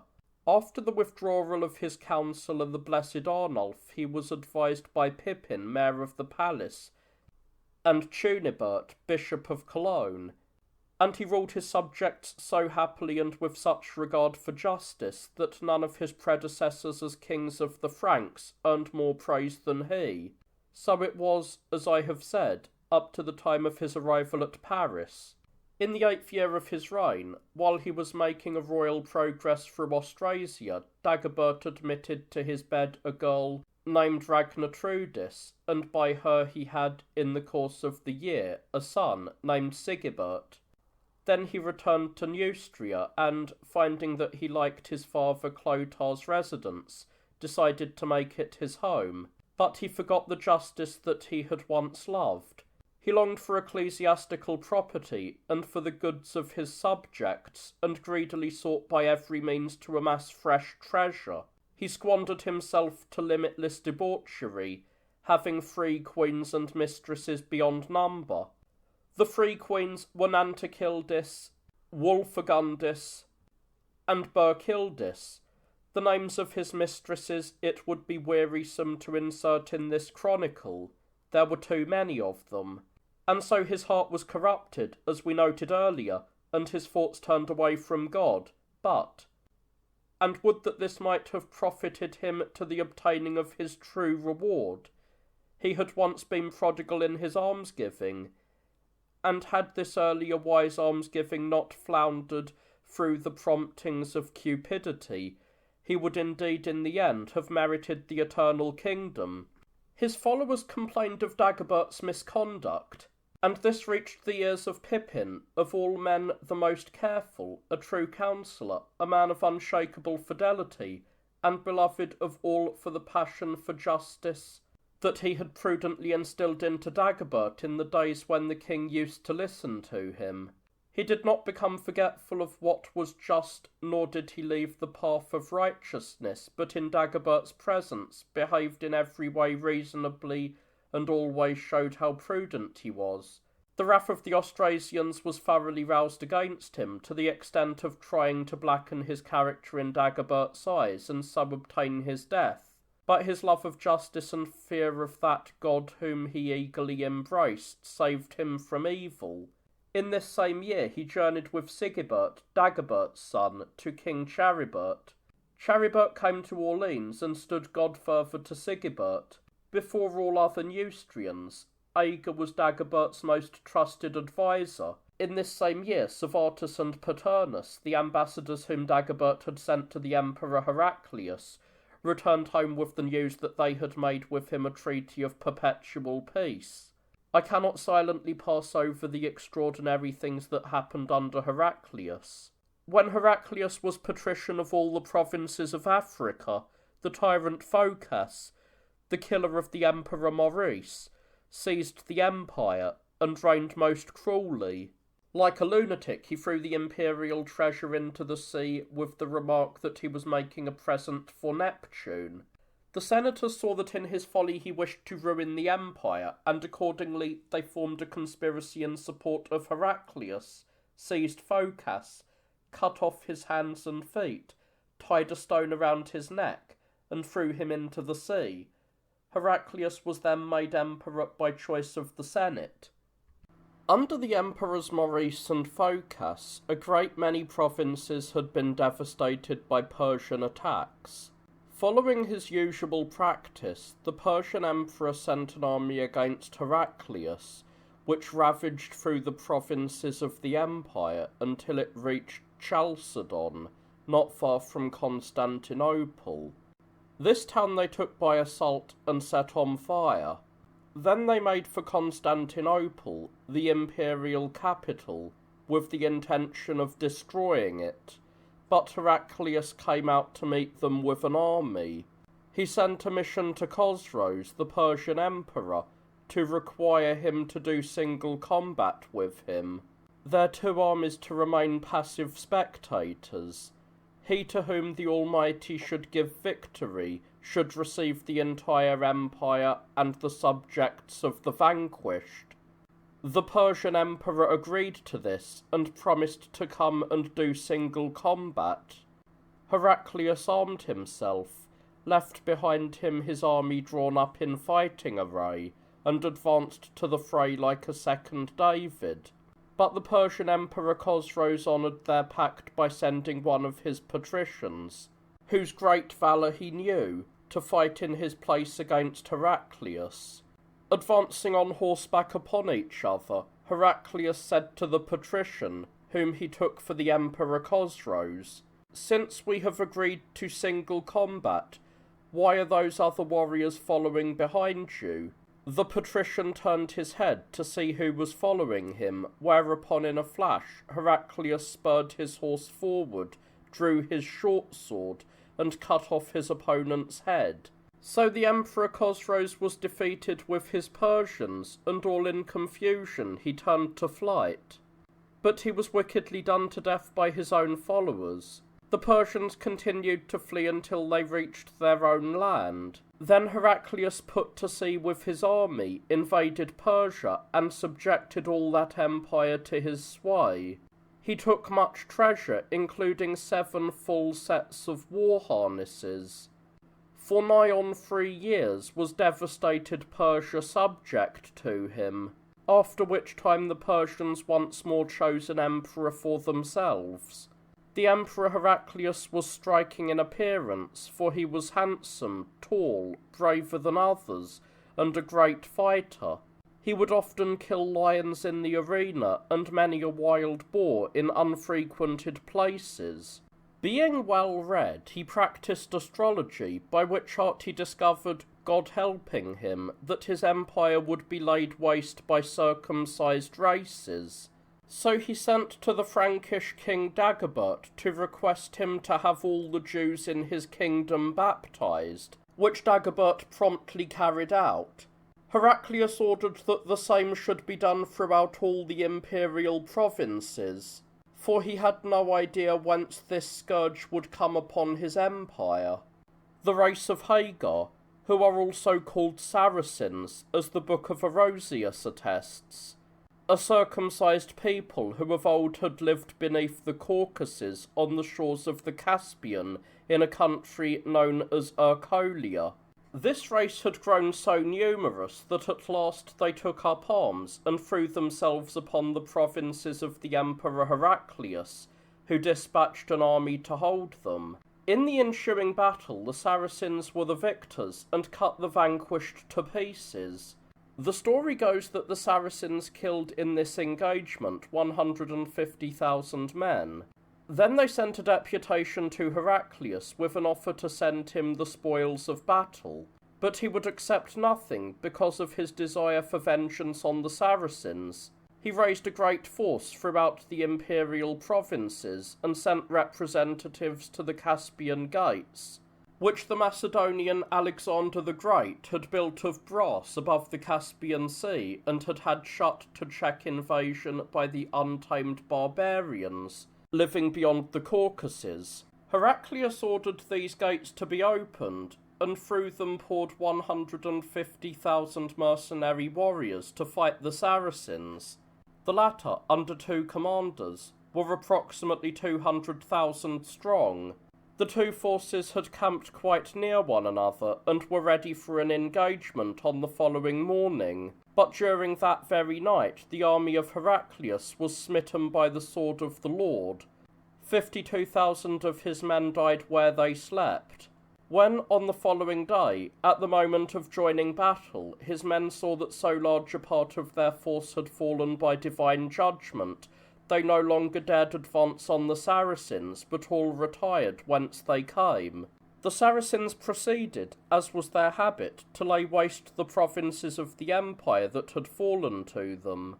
They were already approaching Jerusalem. Heraclius felt himself impotent to resist their assault, and in his desolation was a prey to inconsolable grief.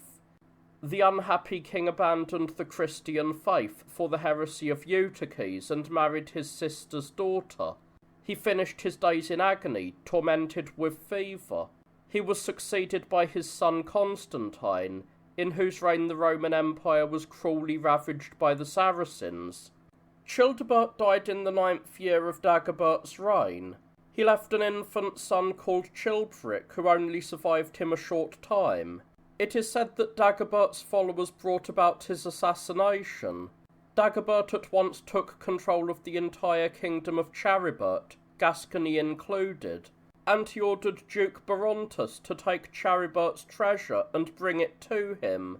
But a good part is known to have been lost through the fraudulent dealings of Barontius and the treasurers, since they agreed to embezzle a large share. In this year the Slavs, or Wends as they are called, killed and robbed a great number of Frankish merchants in Samo's kingdom, and so began the quarrel between Dagobert and Samo, the king of the Slavs. Dagobert dispatched Sicarius on an embassy to Samo to request him to make proper amends for the killing and robbing of the merchants by his people. Samo had no wish to see Sicarius and would not admit him to his presence. Sicarius dressed up as a Slav, and so he got with his followers into Samo's presence and fully delivered to him the message that he had been instructed to deliver. But, as is the way with pagans and men of wicked pride, Samo put right none of the wrong that had been done. He simply stated his intention to hold an investigation so that justice could be done in this dispute, as well as in others that had arisen between them in the meantime. At this point the ambassador Sicarius, like a fool, addressed threatening words to Samo, for which he had no authority. He declared that Samo and his people owed fealty to Dagobert. Taking offence, Samo replied, "The land we occupy is Dagobert's, and we are his men on condition that he chooses to maintain friendly relations with us." Sicarius retorted, "It is impossible for Christians and servants of the Lord to live on terms of friendship with dogs." "Then if," said Samo, "you are God's servants, we are his hounds, and since you persist in offending him, we are within our rights to tear you to pieces." And Sicarius was forthwith thrown out of Samo's presence. When he came to report to Dagobert the outcome of his mission, the king confidently ordered the raising of a force throughout his kingdom of Austrasia to proceed against Samo and the Wends. 3 corps set out against the Wends, and the Lombards also helped Dagobert by making a hostile attack on Slavic territory. But everywhere the Slavs made preparations to resist. An Alemannic force under Duke Chrodebert won a victory over them at the place where they had entered Slavic territory, and the Lombards were also victorious, and, like the Alamans, took a great number of Slavs prisoner.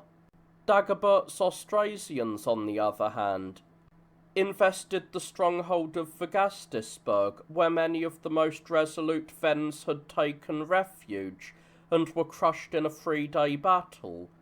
And so they made for home, leaving all their tents and equipment behind them in their flight.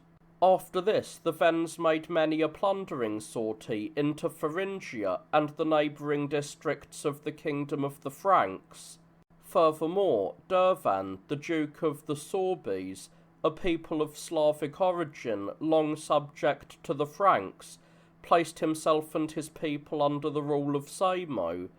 It was not so much the Slavic courage of the Wends that won them this victory over the Austrasians, as the demoralisation of the latter, who saw themselves hated and regularly despoiled by Dagobert.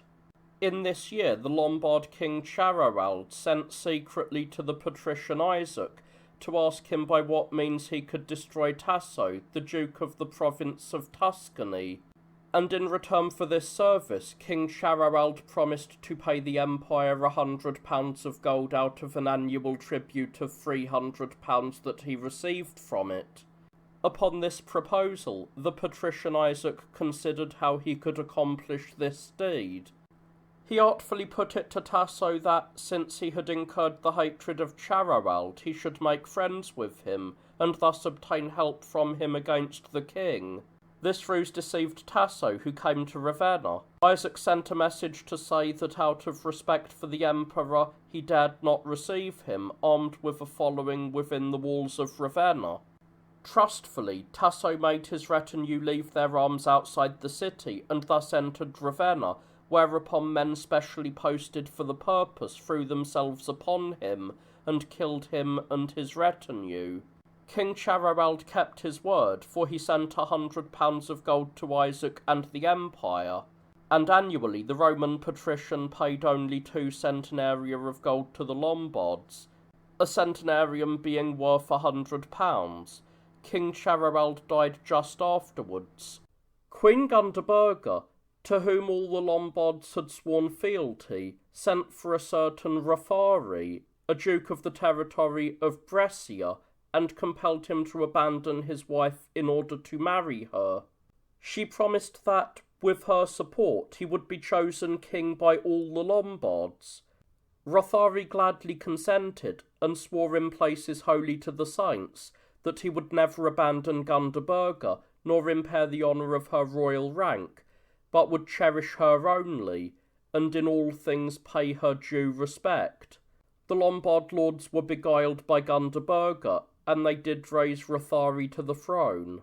At the start of his reign he caused a great many nobles whom he knew to be his enemies to be executed, but he was a lover of peace and established the strictest order, based on fear, throughout the Lombard kingdom. He forgot his promises to Gundeberga, for he confined her to a single room in the palace at Pavia, and made her lead a life of obscurity. She was kept in this seclusion for 5 years. Rothari gave himself up to his mistresses, but as she was a Christian, Gundeberga blessed Almighty God in her affliction, and usefully employed her time in fasting and prayers. In God's good time, Albedo, sent by King Clovis on an embassy to the Lombard king Rothari, reached the Italian city of Pavia, or Ticinum. Knowing that the queen, whom he had often seen during his missions, and who had always received him well, was incarcerated, he put it in the course of conversation to King Rothari, as if on instructions, that it would be better not to ill-use a queen who was related to the Franks, and who had been instrumental in obtaining the throne for him. If he did, it would be much resented by the Frankish kings and their peoples. Rothari was afraid of the Franks, and forthwith ordered the release of the queen. Thus, after nearly 5 years, Gundeberga proceeded through the city and its neighbourhood in royal state to pray at the holy places of the saints. Rothari ordered all the properties and fiscal domains that had been hers to be restored to her, and to her dying day she retained her position and her fortune, and lived in contentment, in the midst of royal splendour. Albedo was, of course, richly rewarded by the queen. Rothari went with his army and took from the empire the maritime cities of Genoa, Albenga, Varigotti, Savona, Ordurzo, and Luni. He ravaged and destroyed them, and left them in flames, and the inhabitants, stripped of their belongings, were seized and condemned to servitude. He ordered that these cities should be known only as villages in future, and he razed their walls to the ground. In this year there broke out a violent quarrel in the Pannonian kingdom of the Avars or Huns. The matter in dispute was the succession to the throne. should it be an Avar or a Bulgar. The forces of the two parties gathered together and there was a fight. In the end, the Avars beat the Bulgars who, 9,000 strong, were chased out of Pannonia with their wives and children. They sought asylum of Dagobert, begging him to take them in and give them a home in Frankish territory. Dagobert gave instructions that they might winter among the Bavarians, and in the meantime he would deliberate with the Franks about their future. When they were dispersed among the Bavarian homesteads for the winter, Dagobert took the advice of his Franks and ordered the Bavarians to kill the Bulgars with their wives and children during the night in their homes. The order was at once carried out. Only Alzeko, with 700 men and their wives and families, survived. They found safety in the Wendish March. Alzeko and his followers lived for many years with the Wendish Duke. I must not overlook what happened this year to Spain and her kings. Their most clement king Sisibut died and was succeeded by Suintila. Suintila was very harsh to his followers and was hated by all the magnates of his kingdom. After he had reigned about a year, one of them, Sisenard, on the advice of the rest, went to Dagobert in order to obtain an army that could overthrow Suintila. In return for this service, he promised to give Dagobert a superb golden dish, weighing 500 pounds, from the treasure of the Goths. It had been given to King Thorismund by the patrician Aetius. Hearing this, the greedy Dagobert caused an army to be raised in Burgundy for the assistance of Sisenand. As soon as it was known in Spain that the Franks were on the march in support of Sisenand, the entire Gothic army submitted to him. Abundantius and Venerandus united their forces at Toulouse, but had only got to Saragossa when they fell in with Sisenand, and there all the Goths of the Spanish kingdom proclaimed Sisenand king. Laden with gifts, Abundantius and Venerandus went home with the army of Toulouse. Dagobert dispatched an embassy to King Sisenand, consisting of Duke Amilgar and Venerandus, to claim the promised dish. It was handed to the ambassadors by King Sisenand, but the Goths took it back by force, and would not allow it to be taken away. After much negotiating, Dagobert received from Sisenand 200,000 solidi in compensation for the loss of the dish. In the 10th year of his reign, Dagobert learned that the Wendish army had entered Thuringia. He raised a force in Austrasia, placed himself at its head in the town of Metz, crossed the Ardennes, and approached Mainz, with the objective of crossing the Rhine. With him was a corps of picked warriors from Neustria and Burgundy, under their dukes and counts. The Saxons sent messengers to Dagobert to ask him to excuse them the tribute that they paid to his fisc, and they promised zealously and bravely to stand up to the Wends and to guard that sector of the Frankish frontier. Dagobert, on Neustrian advice, agreed to these Saxon proposals, and the Saxon envoys took an oath upon weapons, clashing them together as their custom is for the whole Saxon people, but the promise was of little effect. Nonetheless, Dagobert excused the Saxons the tribute they owed him. Since the time of the first Clothar, they had given 500 cows yearly. This ceased with Dagobert. In the 11th year of Dagobert's reign, the Wends, on Samo's orders, were raiding widely and often crossing the frontier to lay waste the Frankish kingdom, spreading out over Thuringia and other territory. Dagobert came to the city of Metz, and there, on the advice of his bishops and lords, and with the consent of all the great men of his kingdom, placed his son Sigebert on the throne of Austrasia, and allowed him to make Metz his headquarters. Bishop Chunibert of Cologne and Duke Adelgisel were chosen to control the palace and the kingdom. Having given his son a sufficient treasure, he provided him with all that his rank required, and confirmed the gifts he had made by separate charters. Thereafter, it is reported that the Austrasians bravely defended their frontier and the Frankish kingdom against the Wends. We learn that in the 12th year of his reign, having had a son named Clovis by Queen Nantachildis, Dagobert made an agreement with his son Sigebert on the advice and at the wish of the Neustrians. All the Austrasian magnates, the bishops and all the warriors of Sigebert, swore with hands raised that after Dagobert's death, Neustria and Burgundy united should belong to Clovis, while Austrasia, which had the same population and extent of territory, should be entirely Sigebert's. Sigebert should have and retain forever all that had belonged to the Austrasian kingdom, with the exception of the Duchy of Dentolin, formerly unjustly seized by the Austrasians. Dentolin should again belong to the Neustrians and be ruled by Clovis.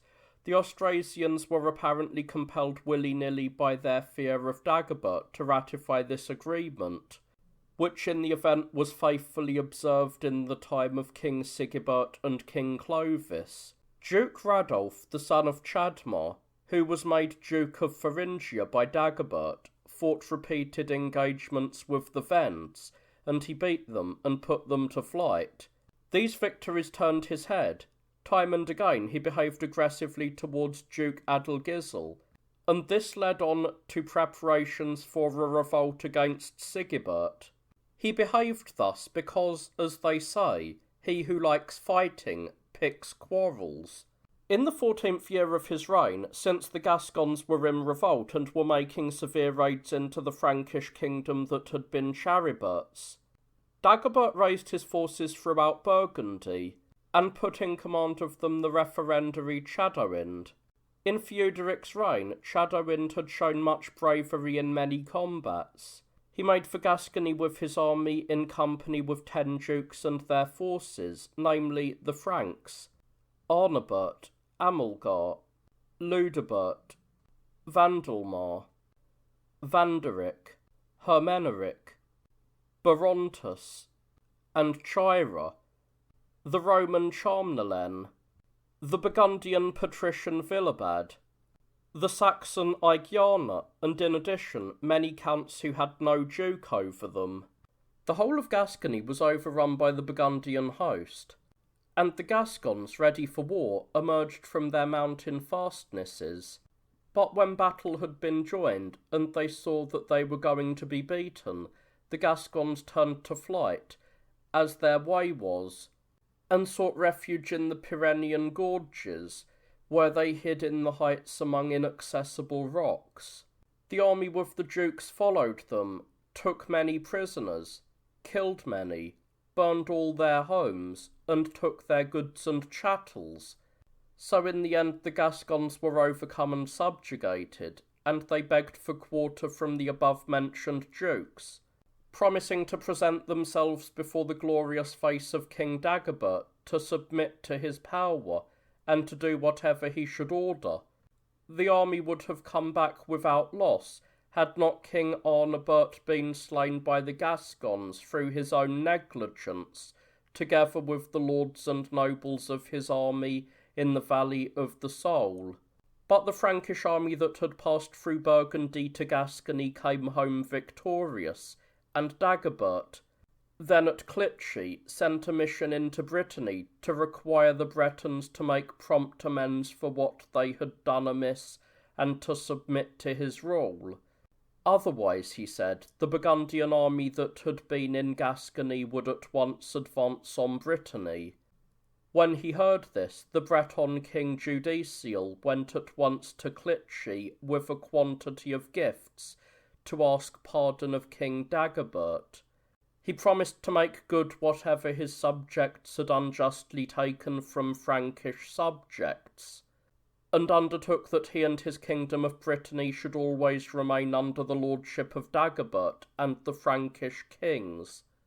However, he declined to eat or sit down to table with Dagobert, for he was religious and full of the fear of God. When Dagobert did sit down to table, Judicial left the palace and went to dine at the residence of the referendary Dado, whom he knew to lead a religious life. On the following day, King Judicial took leave of Dagobert and returned laden with gifts to Brittany.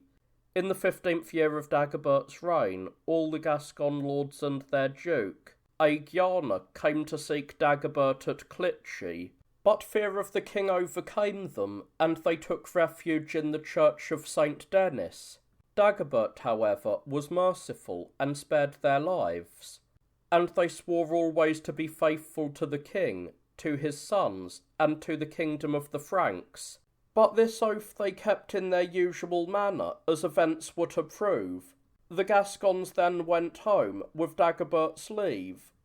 In the 16th year of his reign, Dagobert had an attack of dysentery at his villa of Epinay-sur-Seine, near Paris. They carried him from the villa to the church of Saint Denis.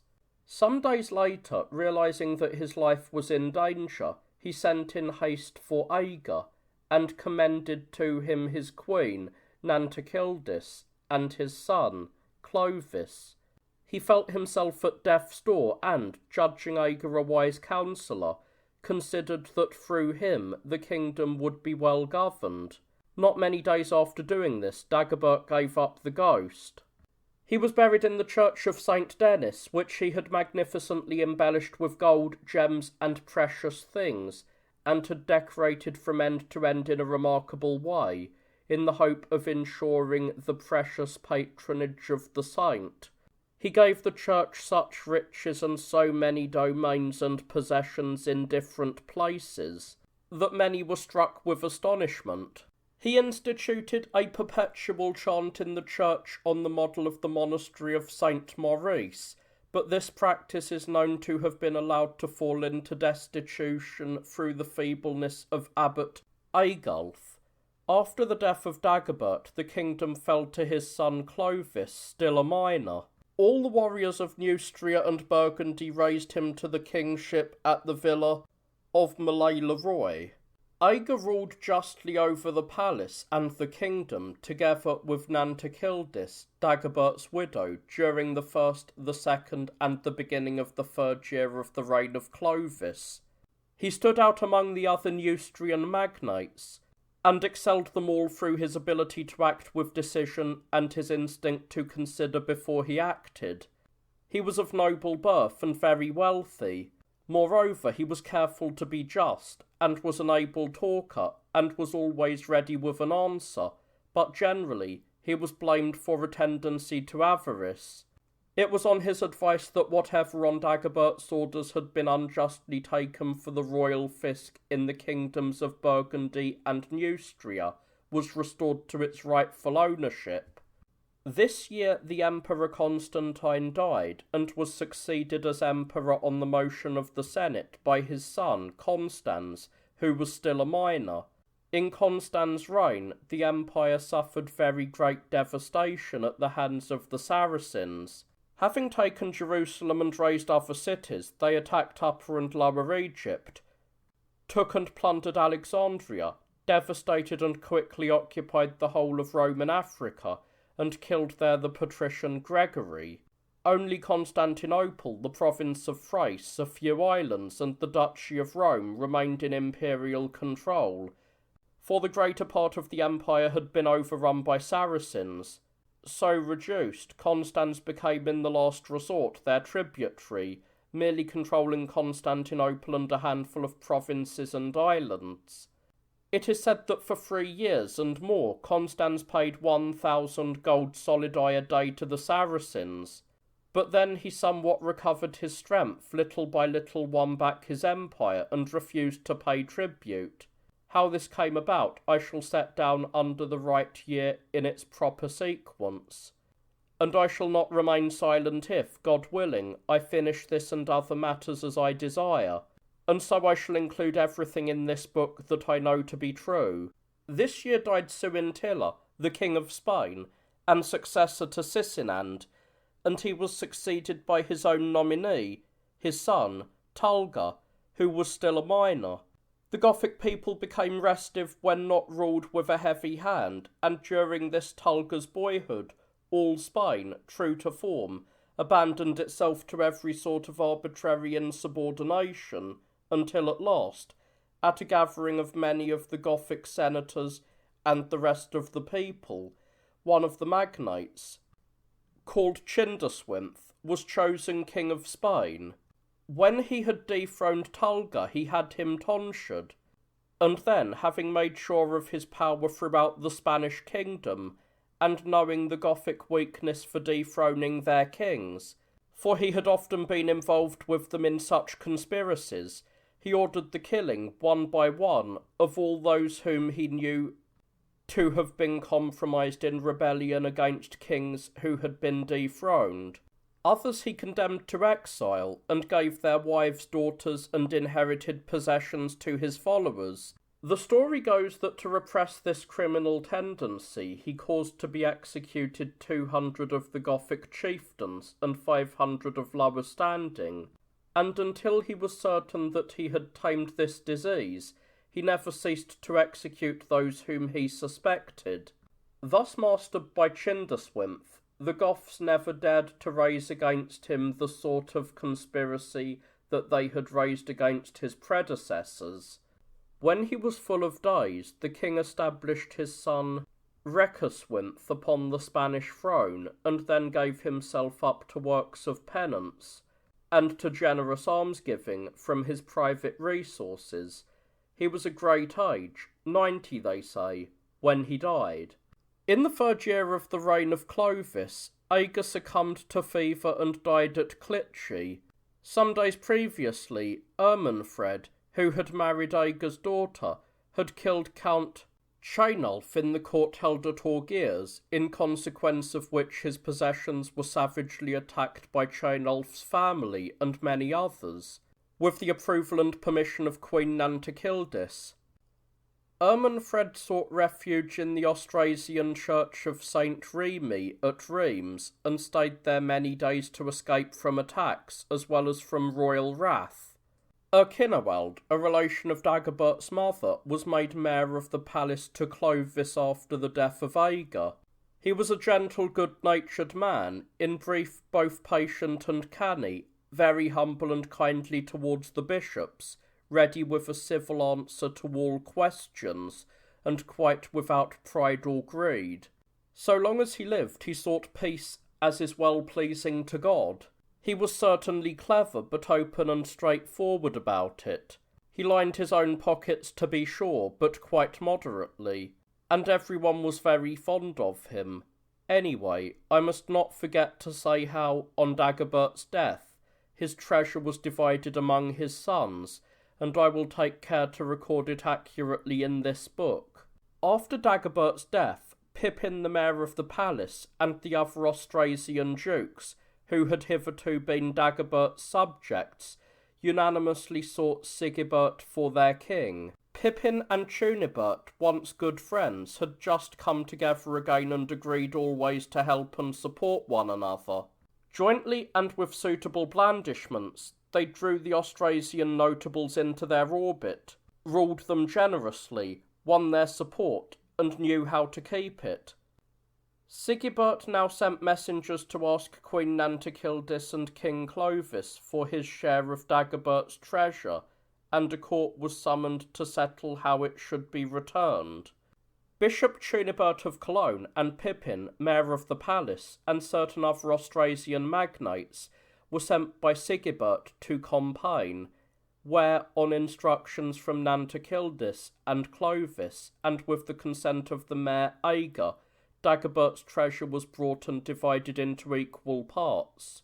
Queen Nantakildis had 1/3 of all that Dagobert had amassed. Cunibert and Pippin had Sigebert's share taken to Metz, where it was presented to Sigebert and inventoried.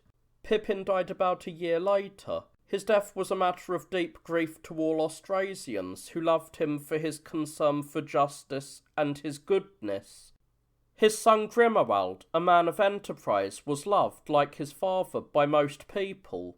A certain Otto, however, son of the domesticus Euro and tutor to Sigebert since his childhood, was swollen with pride and carried away by envy against Grimewald, and tried to displace him. For his part, Grimwald swore friendship with Bishop Cunibert and considered how he could get Otto put out of office and succeed to his father's position. In the 8th year of Sigebert's reign, Radolf, Duke of Thuringia, impetuously rose in revolt. Sigebert summoned all the leading men of Austrasia to suppress him, crossed the Rhine with an army, and was joined by all the peoples of his kingdom, who lived in the districts across the river. Sigebert's army first fell upon a son of Charlemagne named Farah, an accomplice of Radolf, and killed him, and all Farah's people who escaped death were taken off to servitude. The commanders and the rank and file swore to one another that they would none of them spare Radolf's life. The oath was not kept. Sigebert and his army passed through the forest of Bucconia and hastened on without passing into Thuringia.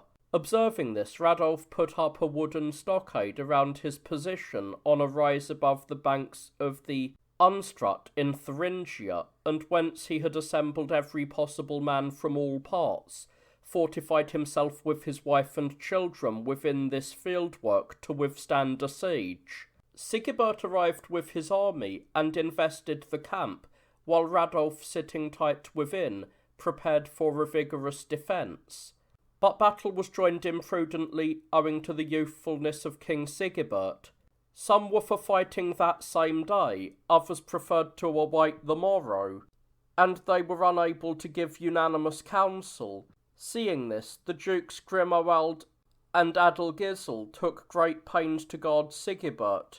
Appreciating the danger that he ran, Bobo, Duke of Auvergne, with some of Adelgisel's men, and Innerwals, Count of Saint-Oys, with his compatriots, and a large part of the remaining forces advanced at once to the entrance of the camp to attack Radolf. But Radolf was in touch with certain dukes in Sigebert's army, and knew that they would not attack him with their men. So out he came through the camp entrance, and threw himself and his warriors on Sigebert, and made a carnage to be marvelled at. The men of might turned traitor in this battle. Several thousand warriors fell there, they say. Radolf went back into the camp after his victory, while Sigebert, like his followers, was seized with wildest grief, and sat there on his horse, weeping unrestrainedly for those who had lost. For Duke Bobo, Count Innerwals, the bravest warriors of his nobles, and the greater part of the army that had followed them into battle, had been slain before Sigebert's eyes. Furthermore, the domesticus Fredolf, allegedly a friend of Radolf, also fell in battle. Sigebert and his army spent that night in their tents not far from the enemy encampment, and on the day following, seeing that he could do nothing against Radolf, he sent a delegation to request that he might recross the Rhine unmolested, and be permitted, he and his men, to go home. Radolf was in transports of pride. He rated himself king of Thuringia, and concluded treaties of alliance with the Wends, and made overtures to other neighbouring peoples.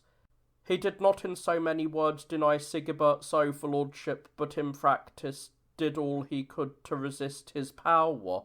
In the 10th year of Sigebert's reign fell Otto, afire with hatred of Grimwald, at whose instigation he was slain by Lothar, Duke of the Alamans. The dignity of mayor of Sigebert's palace and control of all the kingdom of Austrasia was thus decisively assured to Grimwald.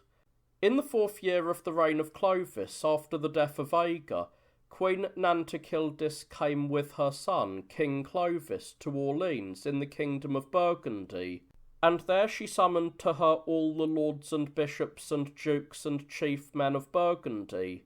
She won them over one after another, and then, by choice of all the bishops and dukes, raised the Frank Fleochad to the dignity of mayor of the palace in the kingdom of Burgundy. She gave to him in marriage her niece, Ragnaberta. I do not know who arranged this match. Fleochad and Queen Nantokildis were plotting a different project, which seemed not to have been according to the will of God, who did not allow it to come to pass. The two mayors of the palace, Erichinawald and Fliochad, had, so to speak, a single aim and were of one mind, and so they supported one another and prepared to exercise their high office in friendliness. Fliochad promised by letter to all the dukes and bishops of the Burgundian kingdom, and confirmed it by oath, that he would protect them all in their rank and dignity, and at the same time would assure them of his unswavering friendship. In virtue of this promotion, Fliochad took careful counsel and went on progress through the kingdom of Burgundy, and once more he discovered an old hatred that had long lain hidden in his heart. He planned to kill the patrician Willibad. Willibad had become very rich by seizing the properties of a great many people by one means or another. Seemingly overcome with pride because of his position of patrician and his huge possessions, he was puffed up against Fliochad and tried to belittle him.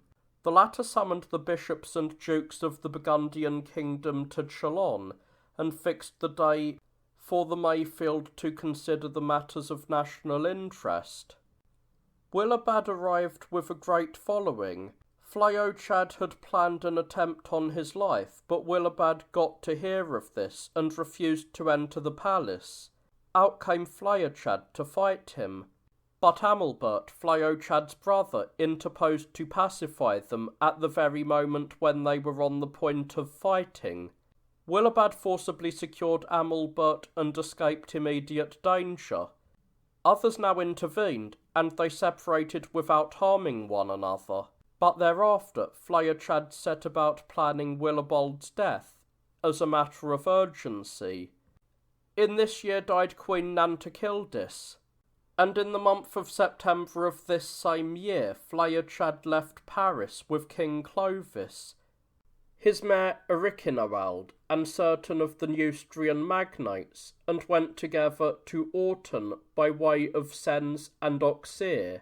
King Clovis then ordered the patrician Willibad to appear before him, but Willibad saw that Fliochad, his brother Amalbert, and the dukes Amalgar and Charlemagne had plotted as enemies to kill him. Therefore he assembled a large force from the limits of his patriciate, as well as all the bishops, nobles, and warriors whom he could collect, and took the road to Autun. King Clovis, Mayor Erichinawald, and Fliochad sent the domesticus Ermeneric to meet him and to lead him on by promises to Autun, since Willibad was alarmed and uncertain whether to proceed further into the city, or whether he would escape danger on his return. Willibad trusted this domesticus. He showered presents upon him, proceeded behind him towards Autun, and camped with his followers not far from the city. On the day of his arrival he sent Bishop Eilulf of Valence and Count Gaiso into Autun to discover what was going on there. They were detained in the city by Fliochad.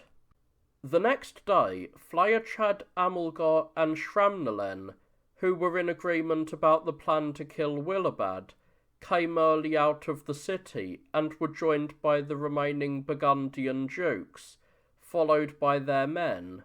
Erchinawald also seized his weapons and came out, with such Neustrians as he had with him, to do battle. Willibad for his part equally made preparations for battle, and assembled around him as many warriors as answered his call. And so the two companies met. As the fight turned out, Willibad was attacked by Fliochad, and the dukes Amalgar, Charlemagne, and Vandalbert with their men, while the remaining dukes and the Neustrians who should have surrounded them remained spectators, awaiting the outcome with no wish to throw themselves on Willibad. There Willibad was killed, and many of his followers were cut down with him.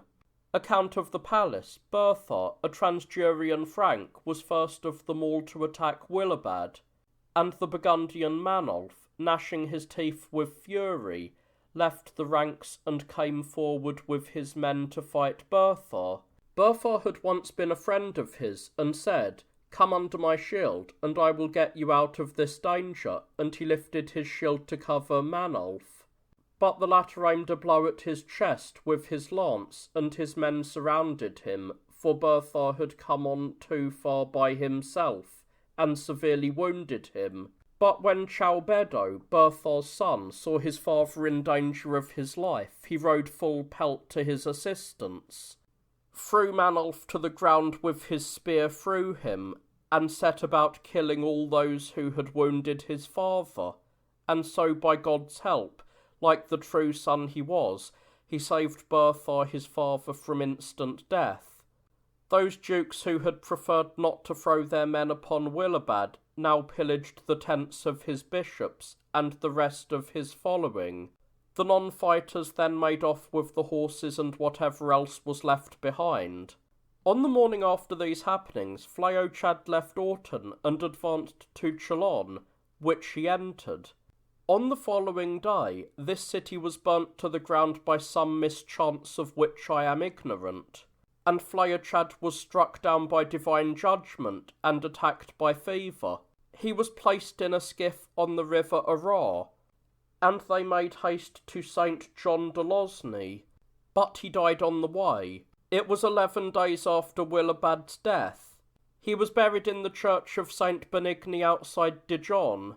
Many believed that since Fleochad and Willibad had time and again sworn mutual friendship in places holy to the saints, and in addition had both greedily oppressed and robbed their people, it was God's judgment that delivered the land from their overweening tyranny, and laid them low for their faithlessness and lying. Continuations. Now Clovis, the son of Dagobert, chose for his queen a foreigner named Blandakildis, a sensible and attractive woman. He had by her 3 sons, named Clothar, Childeric, and Theuderic. And the mayor of his palace, by name Erichinewald, was forceful and intelligent.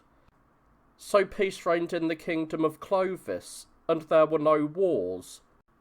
In his later years, it is true, his mind became affected, and he died after reigning for 18 years. The Franks thereupon made his eldest boy, Clothar, king, with the queen mother by his side. Erichinewald, mayor of the palace, died at the same time. Uncertain of what to do, the Franks debated the matter, and then bestowed on Eberyn the care and dignity of that office. About this time, King Clothar was seized with a fever and died, still in his youth, after reigning 4 years.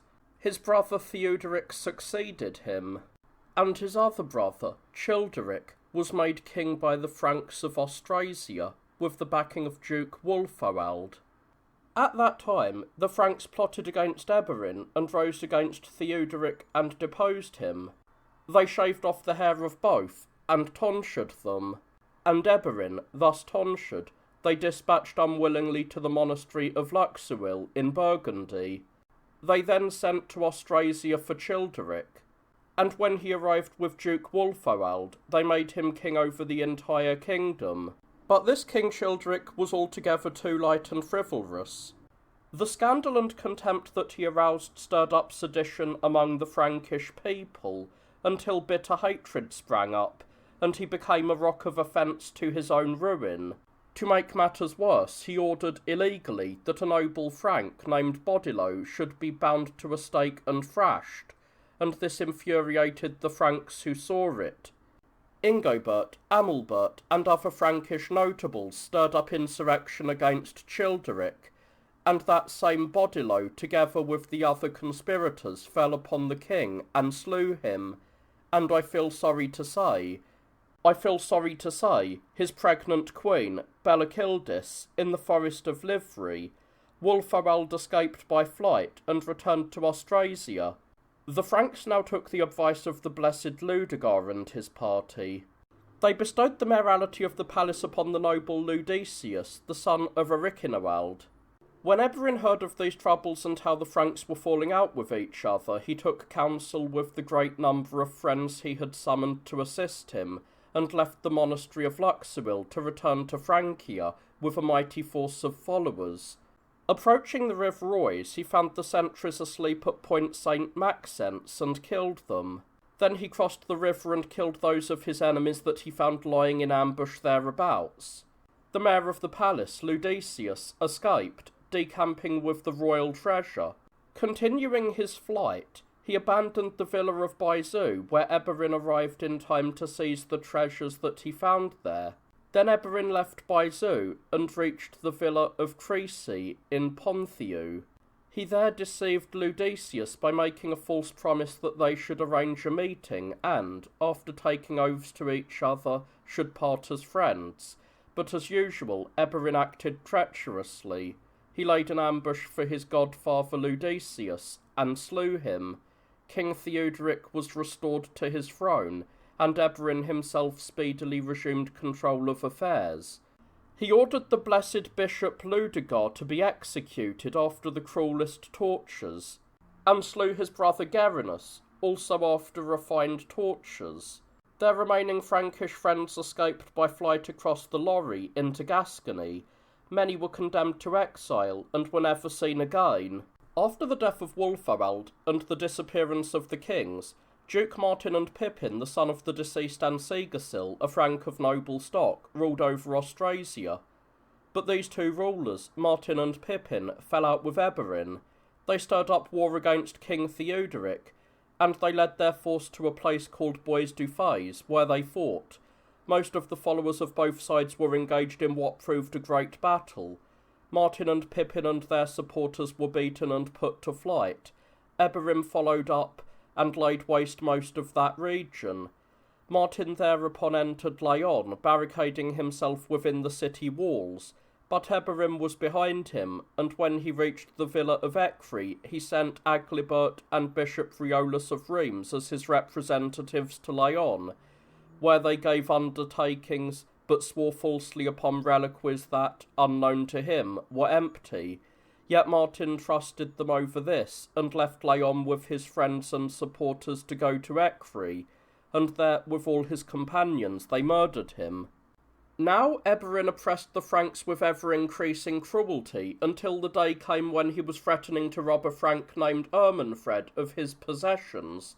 But Ermenfred consulted his friends about this, and one night collecting a band of them, burst in upon Eberyn, and killed him. After Eberyn's murder, Ermenfred made his way laden with presents to Duke Pippin in Austrasia. Then the Franks met in council, and chose the illustrious Warreto to be mayor of the palace, in place of Eberyn.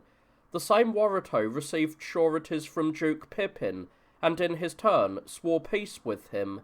But Warreto's son, Gislamar, by this time had grown up into a very practical man of affairs, and was experienced at court, and ran the palace in his father's name. A little too cunning and clever, he displaced his father from his rightful honour. The blessed Bishop Oren repeatedly admonished him to be reconciled to his father, and ask his pardon, but he refused to listen, and persisted in his hardness of heart. Thus there was deep discord and constant vendetta between Pippin and the aforesaid Gislamar. It came to the point when Gislamar attacked Duke Pippin's forces at the stronghold of Namur, wickedly swore false oaths, and then slew many of his nobly born warriors. After which venture, the same wicked Gislamar was stricken by God, and died, as he deserved, in grievous sin in return for the supplanting of his father and other great wickednesses that he had wrought. After his death, his father Warreto resumed his former position as mayor of the palace.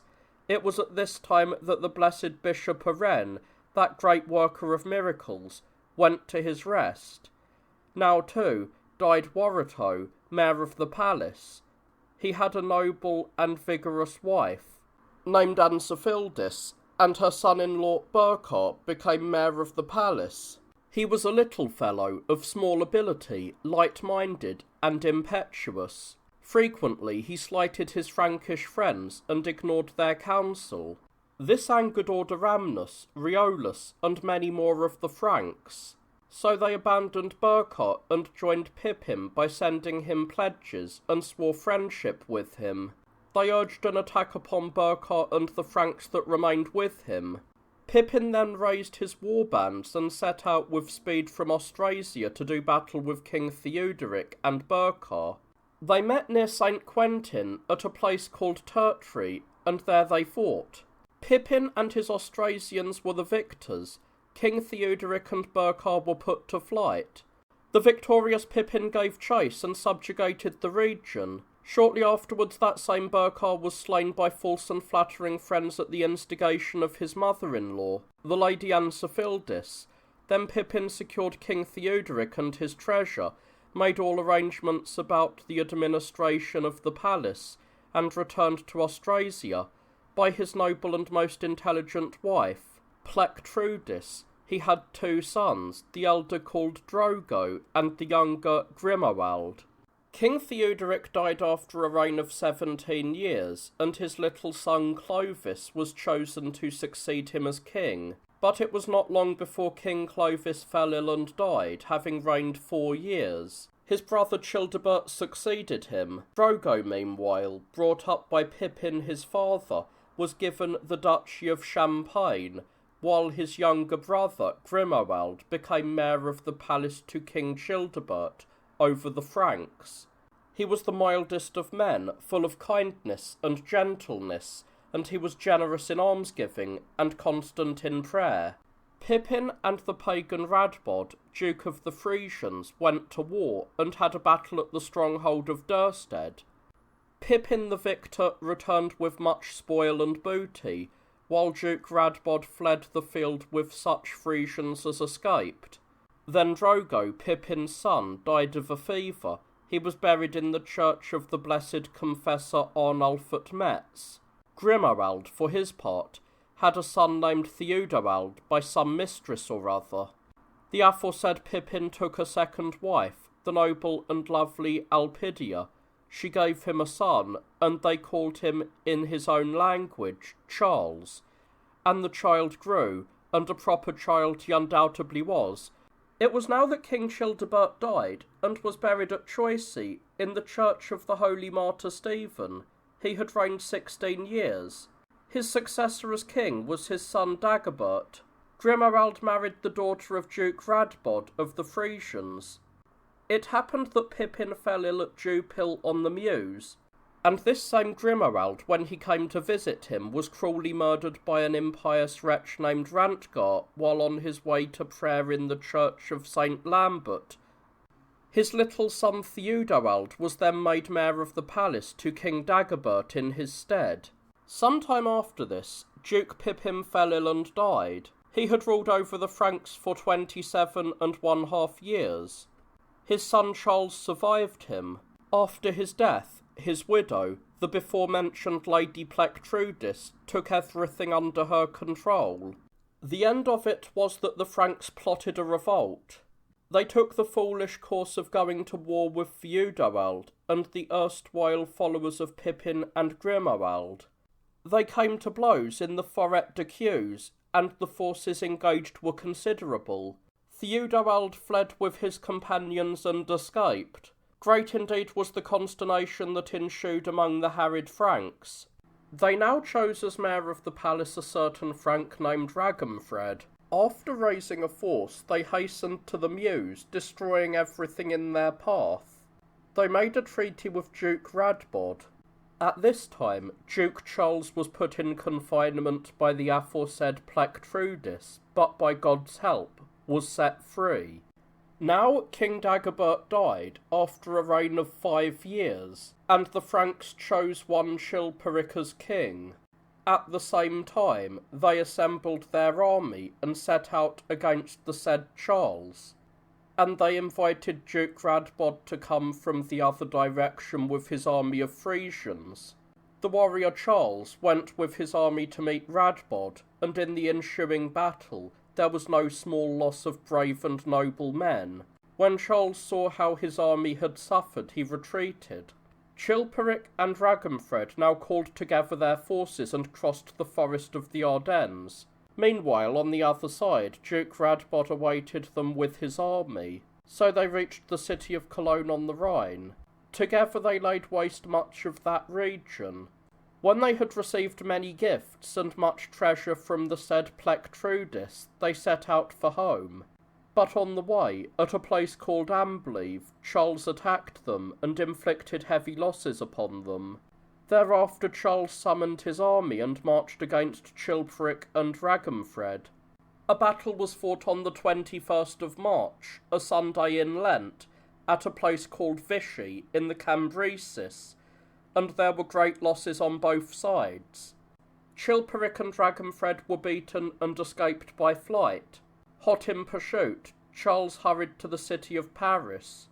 Then he returned to Cologne and took that city. At this point, Plectrudis opened his father's treasury and surrendered it to him, together with control over everything. He himself chose a king by the name of Clotaire. So Chilperic and Ragenfred sent an embassy to Eudo, the Duke of Aquitaine, to seek his help. They offered him the kingdom, with gifts as well. He raised a Gascon army and came to them, and together they now proceeded against Charles, who hastened to meet them quite unperturbed and full of courage. Eudo was terrified when he saw that resistance was useless, and he fled.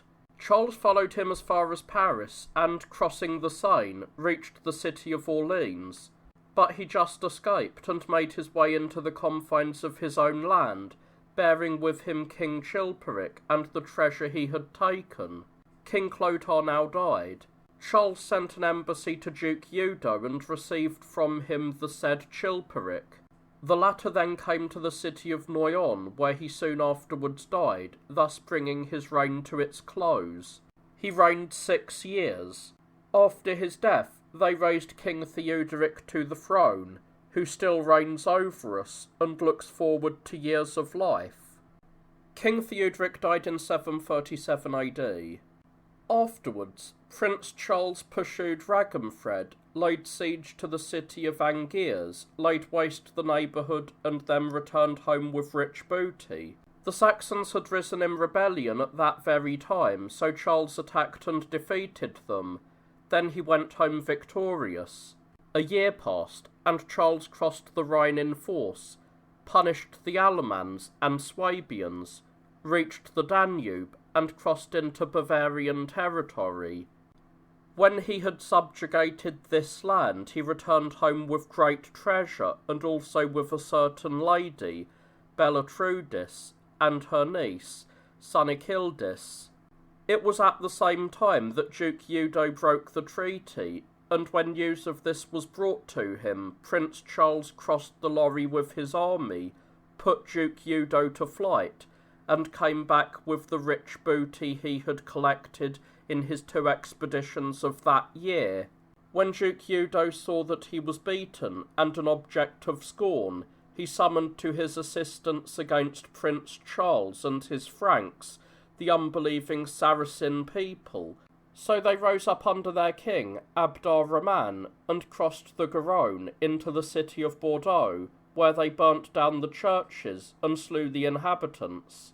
From thence they advanced on Poitiers, and here, I am sorry to say, they burnt the church of the Blessed Hilary. Next, they were directing their advance towards the like destruction of the house of the Blessed Martin, but taking boldness as his counsellor, Prince Charles set the battle in array against them, and came upon them like a mighty man of war. With Christ's help he overran their tents, following hard after them in the battle, to grind them small in their overthrow. And when Abdar-Rahman perished in the battle, he utterly destroyed their armies, scattering them like stubble before the fury of his onslaught. And in the power of Christ he utterly destroyed them. So did he triumph over all his enemies in this, his glorious day of victory. In the course of the following year, that dauntless warrior Prince Charles swiftly penetrated into the land of Burgundy, and established men of well-proven ability and valour within the boundaries of that kingdom, to curb disaffection as well as pagan penetration among the people. Once order had been secured, he handed over the region of the Lyonians to his followers. Having regularised his grants by charter, he came home, his victories consolidated by the honesty of such administrative dealings. Duke Eudo died at this time. Learning this, Prince Charles consulted with his chieftains, crossed the Lorry, and went to the city of Bordeaux and to the stronghold of Blaye on the Garonne. Then he proceeded to occupy the whole area, including the cities and strongholds. Then he returned in peace, victorious through Christ the Helper, who is King of Kings and Lord of Lords. Amen. The number of years that have gone is reckoned thus: from Adam, or the beginning of the world, to the flood, 2,242 years. From the flood to Abraham, 942 years. From Abraham to Moses, 505 years. From Moses to Solomon, 479 years. From Solomon to the rebuilding of the temple in the days of Darius, the king of the Persians, 512 years. From the rebuilding of the temple to the coming of our Lord Jesus Christ, 548 years. Thus from the beginning of the world to the passion of our Lord Jesus Christ is 5,228 years, and from the Lord's passion to the present year, which is the 177th year in the cycle of Victorious Sunday, the 1st of January, is 735 years. Thus we lack 63 years to complete this millennium. At this point, I must relate what I left out earlier on. That wild seafaring race, the Frisians, broke out again in fierce rebellion, and our glorious prince, acting decisively as always, prepared a naval expedition, took to the high seas with a great fleet, and penetrated to the Frisian islands of Westergo and Ostergo. He set his base on the banks of the river Bourne. He slew Bubo, the heathen chieftain, who had been leading the Frisians into treachery, and shattered their army. He ground to pieces the sanctuaries of their gods, and burned them with fire. And then he returned victorious to Francia, laden with spoils and plunder. Charles, the shrewdest of commanders, now went with his army into the land of Burgundy against the city of Lyon. He subjugated to his rule the chief men and officials of that province, and placed his judges over the whole region, as far as Marseille and Arles. Then he returned to the Frankish kingdom, and the seat of his power, with gifts and much treasure. When the Saxons, detestable pagans who lived beyond the Rhine, rose in rebellion, that warrior Charles set out with a Frankish army. He quickly crossed the Rhine at the place where the Lippe flows into it, laid waste most of that region with a frightful thoroughness, and thus far he taught the men of that region of savages the lesson of paying their taxes, took from them many hostages, and came home a conqueror, the good Lord being still his helper.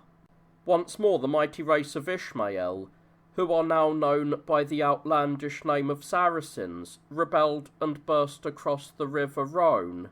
With the base craven collaboration of the heretical Maurontus and his friends, the Saracens attacked in force the city of Avignon, strongly fortified on her rock, and they laid waste the countryside wherever resistance was offered. But our noble Duke Charles sent against them his illustrious brother, Duke Childebrand, who proceeded to that region in warlike array with the remaining dukes and counts.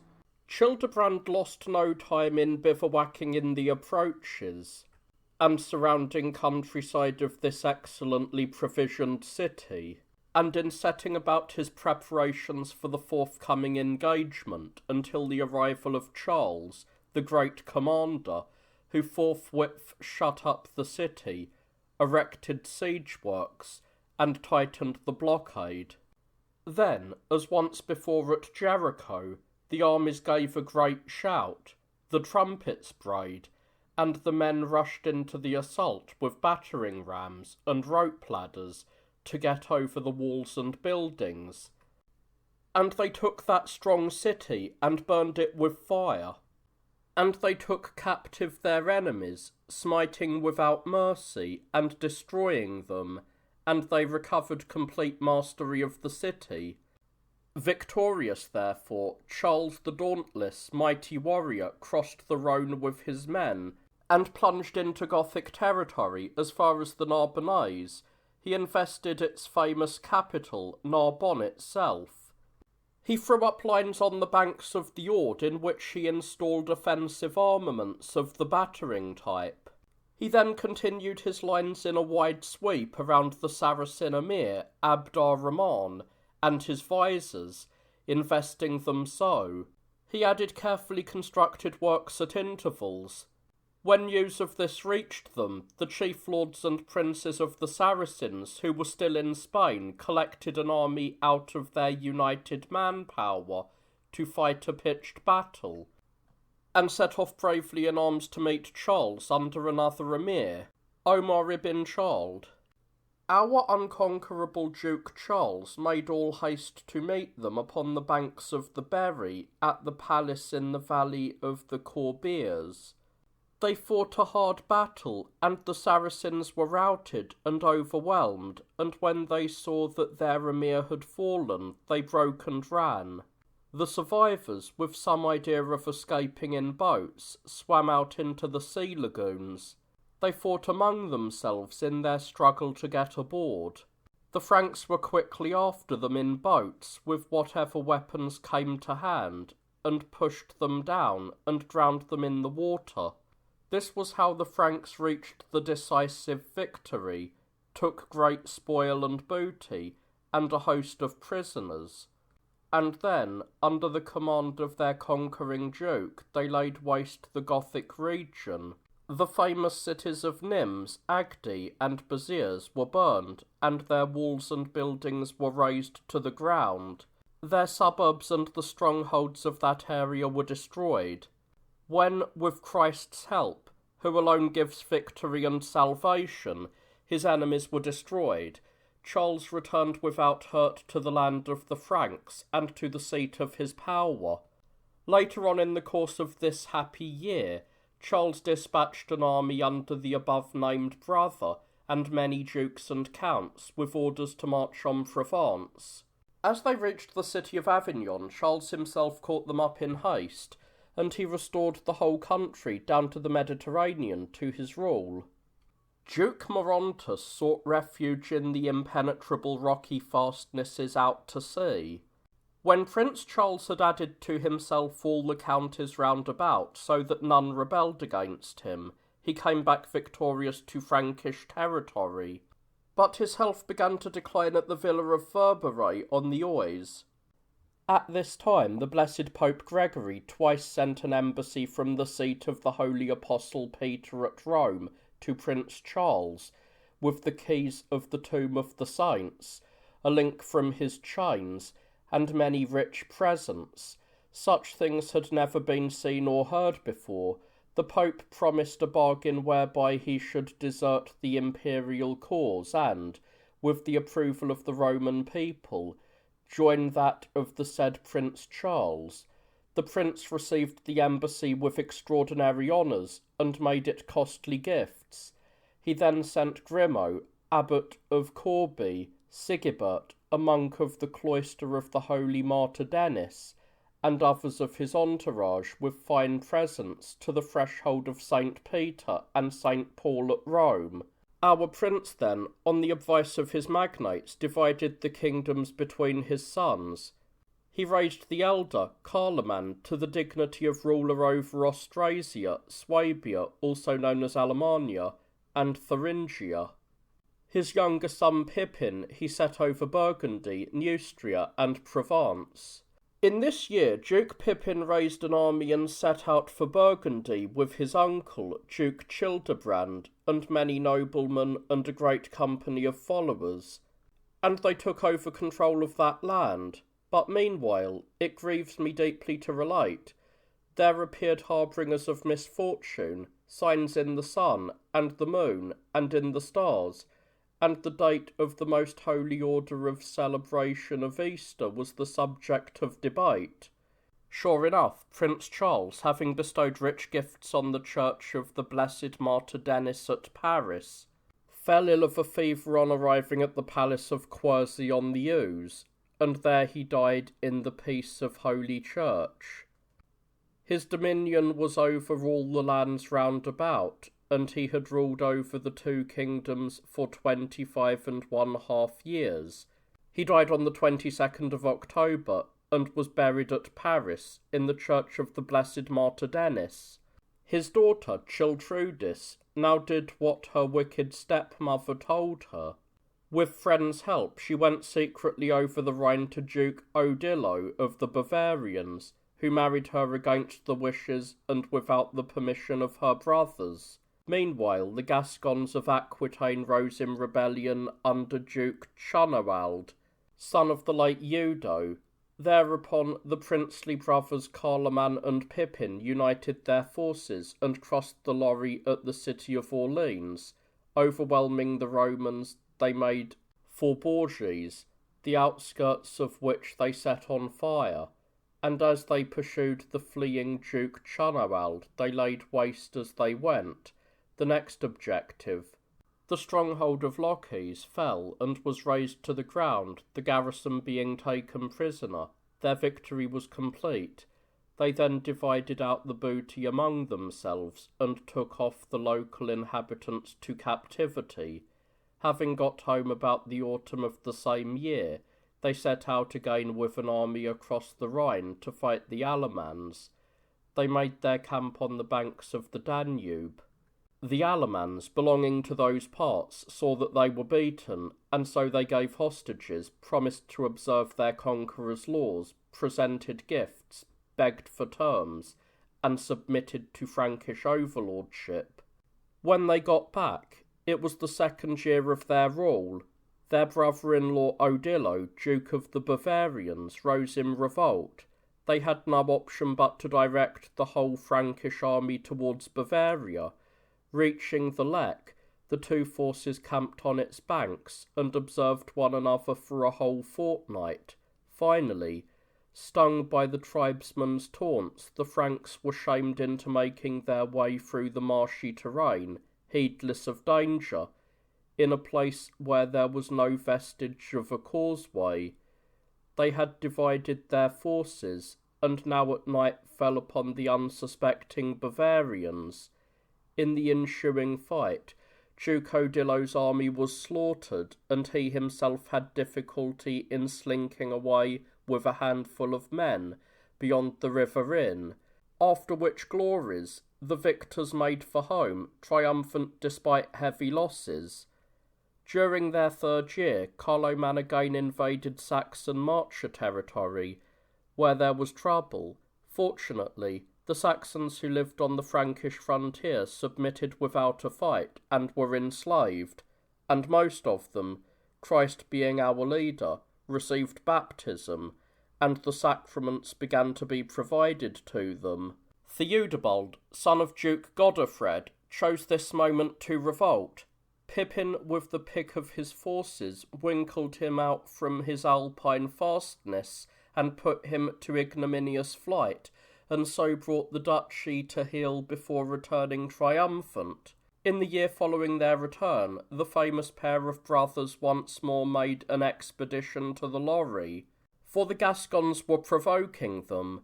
When they saw this, the Gascons lost no time in making overtures of peace, submitted in every particular to Pippin's orders, and besought him with gifts and supplications to leave their land.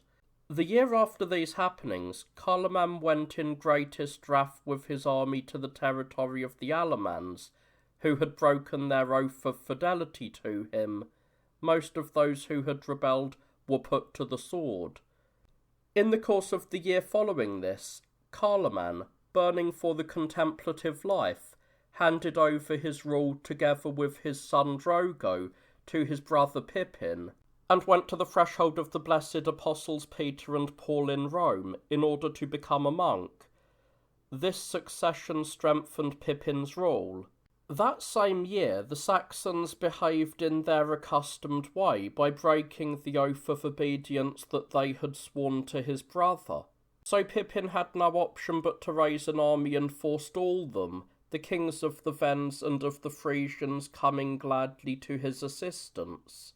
Seeing this, the Saxons as usual fell victim to fear, and they sued for terms when already many of them had been killed and taken off into slavery, and their lands burnt.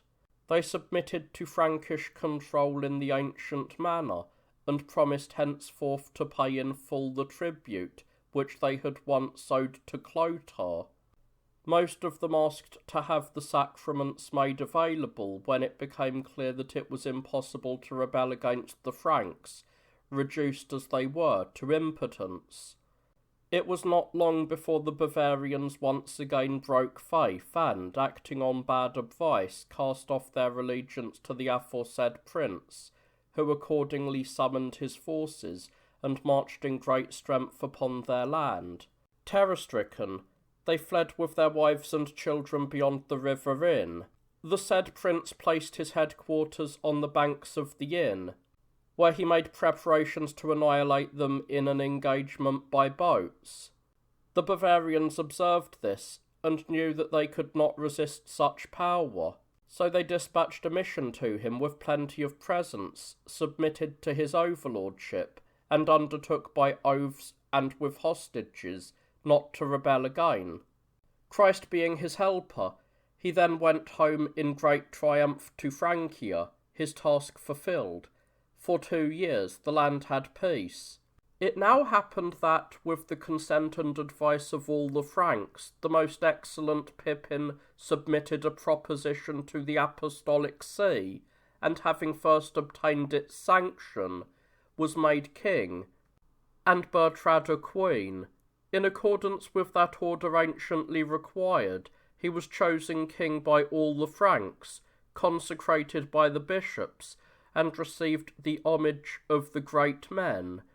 Up to this point, the illustrious Count Childebrand, uncle of the said King Pippin, took great pains to have his history Auguste of the Franks recorded. What follows is by authority of the illustrious Count Nibelung, Childebrand's son. In the year following these events, the Saxons broke their oath of fealty to the said king, and rose against him in the usual way. King Pippin was furious. He summoned the entire Frankish host, and again crossed the Rhine to reach Saxony in great strength. Once there, he fired their land far and wide. Men and women were taken prisoner, and great was the plunder. Many a Saxon fell there.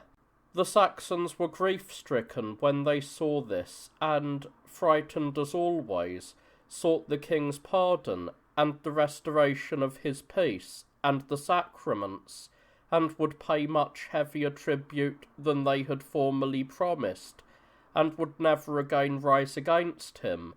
King Pippin then returned through Christ's mercy in great triumph to the stronghold called Bonn on the Rhine. Meanwhile, news reached the king from Burgundy that his brother Griffo, who had recently fled to Wyofer, Lord of Gascony, had been slain in the town of St. John de Marienne on the river Rock by Counts Theuderinus of Vienne and Frederick of Transjura. He was on his way to Lombardy to stir up trouble against the said king. It so happened that the 2 counts mentioned were also killed in the fight. The king crossed the forest of the Ardennes and took up residence at the royal villa of Didenhofen on the Moselle, where he received news that Pope Stephen was on his way from Rome with a great cortege and many gifts. He had already crossed the great St. Bernard and was hastening to meet them. Hearing this, the king gave orders that he was to be received with glad rejoicing and every mark of attention, and he told his son Charles to go and meet him and escort him to his presence at the royal villa of Pontheon. Here, Stephen, Pope of Rome, came into the king's presence and showered rich gifts upon him and his Franks, and asked for his help against the Lombards and their king, Aistulf. so that he might thereby be freed from their oppressions and their double dealing. An end might thus be brought to the tributes or gifts which, contrary to every right, they had been demanding of the Romans. King Pippin then gave instructions that Pope Stephen was to be entertained over winter at the Parisian monastery of the Blessed Martyr Denis with every possible care and attention. He further sent an embassy to Aistulf, king of the Lombards, requesting him, out of respect for the most blessed apostles Peter and Paul, not to violate Roman territory with troop movements, and to accede to his request by no longer making wicked heretical demands that were flat against the processes of law and had never before been admitted by Romans. All the same, King Pippin failed to achieve his object by means of his ambassadors. Aistulf disdained to take notice of his message, so at the end of the year the king summoned all his Franks to meet him on the 1st of March, the customary Frankish date, at the royal villa of Berni Riviera, and there he took counsel with his great men.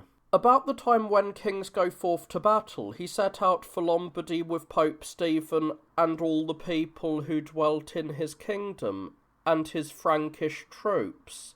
The host passed through the Lyonnese and Vienne, and reached Saint Jean de Maurienne.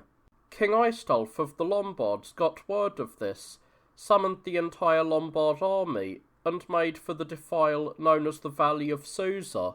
There with all his forces he established his base and prepared to defend himself with the weapons, machines of war, and massive stones that he had most wickedly got ready for resisting both the Empire and the Apostolic Roman See. King Pippin and his men had taken up their quarters at Saint Jean de Maurienne. It was impossible for his main army to cross through the narrow passes or over the rocky heights, but a small party succeeded in breaking through the difficult mountain passes into the Valley of Susa. On receipt of this news, the Lombard king Aistulf called all the Lombards to arms, and with considerable boldness advanced upon the Franks with his whole force. The Franks realized that neither their number nor their efforts would deliver them, so they called upon God and besought the help of the blessed Apostle Peter. Then began the battle, and on both sides the fighting was fierce. But when King Aistulf saw what losses his army was suffering, he turned and fled. In this battle he lost nearly the whole of the force he had collected, together with the dukes and counts and all the great men of the Lombard people. He himself only just escaped over the mountains to reach Pavia with a handful of men. Thus, with God's help, the noble King Pippin had the victory, and he advanced with his whole army and the numerous columns of the Franks to Pavia, where he pitched camp. Far and wide in all directions he ravaged and burnt the lands of Italy, until he had devastated all that region, pulled down all the Lombard strongholds, and captured and taken in charge a great treasure of gold and silver, as well as a mass of equipment and all their tents. The Lombard king Aistulf now saw that he could no longer escape his fate. So he begged for terms through the Frankish bishops and magnates, submitting himself to King Pippin's discretion, and promising that he would make full amends for whatever wrong he had done to the Roman Church and the Apostolic See. He further gave hostages and a solemn undertaking never to withdraw from Frankish overlordship, and never again to enter with troops within the territories of the Holy See or the Empire. Merciful as always, King Pippin was moved as an act of grace to grant him his life and crown. King Aistulf made him rich presents, and on the Frankish magnates he also lavished presents. Afterwards, King Pippin dispatched Pope Stephen to Rome with many gifts, and with much deference, and escorted by his nobility.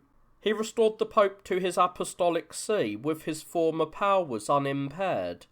Thereafter, with God's help, King Pippin returned home with his army, laden with great treasures and many gifts. In the following year, Aistulf, king of the Lombards, wickedly broke his oath of fidelity he had sworn to King Pippin. Once again he appeared before Rome with his army, marauding and laying waste Roman marcher territory. He reached the Church of the Blessed Peter and burned to the ground whatever houses he found in the vicinity.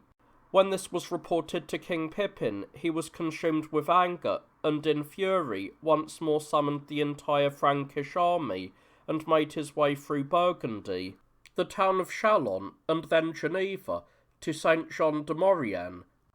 At this news, King Aistulf again brought up the Lombard army into the passes, there to halt King Pippin and his Franks, and to deny them entry into Italy.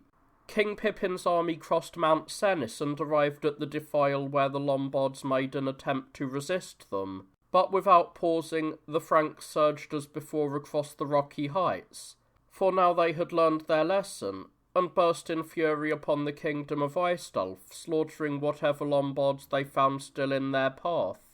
The remainder of those who had waited for them fled in confusion, only just making good their escape. King Pippin now once again advanced into Italy as far as Pavia with his nephew, Tassilo, Duke of the Bavarians. He utterly devastated the whole region and encamped around the walls of Pavia, so that none should escape from the city. King Aistulf of the Lombards observed what was happening, and, appreciating that no hope of escape now remained, again implored the king's pardon and peace through the Frankish bishops and nobles. He swore that, in accordance with the findings of the Frankish nobles and bishops, he would make the fullest amends for the previous undertakings that he had broken, and for the damage he had caused to the Apostolic See. Again, King Pippin was moved, as he always was, by compassion, and he acceded to his noble's wishes, and again granted him his life and crown. By judgment of the Frankish nobles and bishops, King Aistulf had to yield to King Pippin 1/3 of his treasure in Pavia, and in addition, give him many more gifts than on the previous occasion. Aistulf further bound himself by oath and by surrender of hostages, never again to rebel against Pippin and the Frankish nobility, and every year he would send representatives with the tribute that the Lombards had long paid to the King of the Franks. The great King Pippin then returned home to his kingdom with victory and a heap of treasure and gifts, without a battle, and with his army intact, and untouched by war, and for 2 years the land had rest from wars. Somewhat later, King Aistulf of the Lombards was out hunting in the woods when, by divine judgment, he was thrown from his horse against a tree, and, as he had richly deserved, lost both life and crown in a painful death. King Pippin assenting, the Lombards unanimously took the advice of their nobles, and chose Desiderius as their king. In the meantime, for the sake of good relations, and since it was in the national interest, King Pippin sent a mission to the Emperor Constantine at Constantinople. The Emperor Constantine likewise sent an embassy with many gifts to the king, and through their representatives, each swore friendship and fidelity to the other. What happened then is unknown to me, but this mutual amity that they embarked upon was not predestined to success. It was after this, when there had been no war for 2 years, that King Pippin sent an embassy to Waiofar, Lord of Aquitaine, asking him to restore the ecclesiastical properties of his kingdom situated in Aquitaine, to conserve them under the title of immunities in the traditional manner, and not to send officials and tax collectors into these properties, contrary to established usage. Finally, he asked Waiofar to pay him the blood price for the Goths whom, not long before, he had illegally killed, and to surrender to him those of his men that had fled from the Frankish kingdom, to find refuge with Prince Waiofar. The latter spurned every single request transmitted to him from the king. Unwillingly, therefore, and because no choice was left him, King Pippin raised a general force and marched towards the borders of Aquitaine, through the district of Troyes to the town of Auxerre. Thence he continued with the whole Frankish army to the Lorry, crossed the river at Mesves in the district of Auxerre, and proceeded through the district of Berry to the Auvergne. He ranged over this area and left most of Aquitaine burning. Waiofar, the lord of Aquitaine, then sent an embassy begging terms. He gave oaths and hostages and undertook to restore at a court of inquiry all the rights that King Pippin's messengers had demanded. King Pippin and all his men returned home without casualties.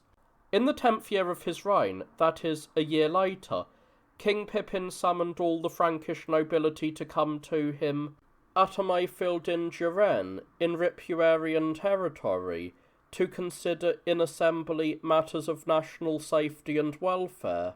Meanwhile, Waiofar in his wickedness started plotting against Pippin, king of the Franks. He made an alliance with Cunibert, count of Bourges, and Bladinus, count of the Auvergne, whom in the previous year he had sent with Bishop Bertolinus of Bourges to King Pippin, to the latter's great indignation. With these, and with other counts, he secretly moved his entire army to Chalon, and he set fire to the whole region of Autun as far as Chalon. They laid waste the approaches to Chalon, and destroyed whatever they found there. They burnt down the royal villa of Miley. Then they went home with great spoils and plunder, there being no one to stop them. King Pippin was furious when he was told that Waiofar had plundered a large part of his kingdom, and had broken his oaths that he had sworn to him. He summoned all Franks to assemble in arms at the Lorry.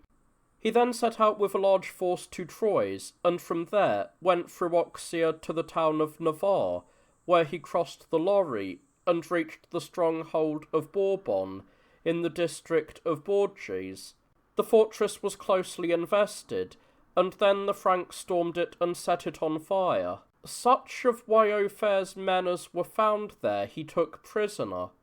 He laid waste a large part of Aquitaine, advanced with his whole force to the town of Auvergne, and took and burned the fortress of Clermont.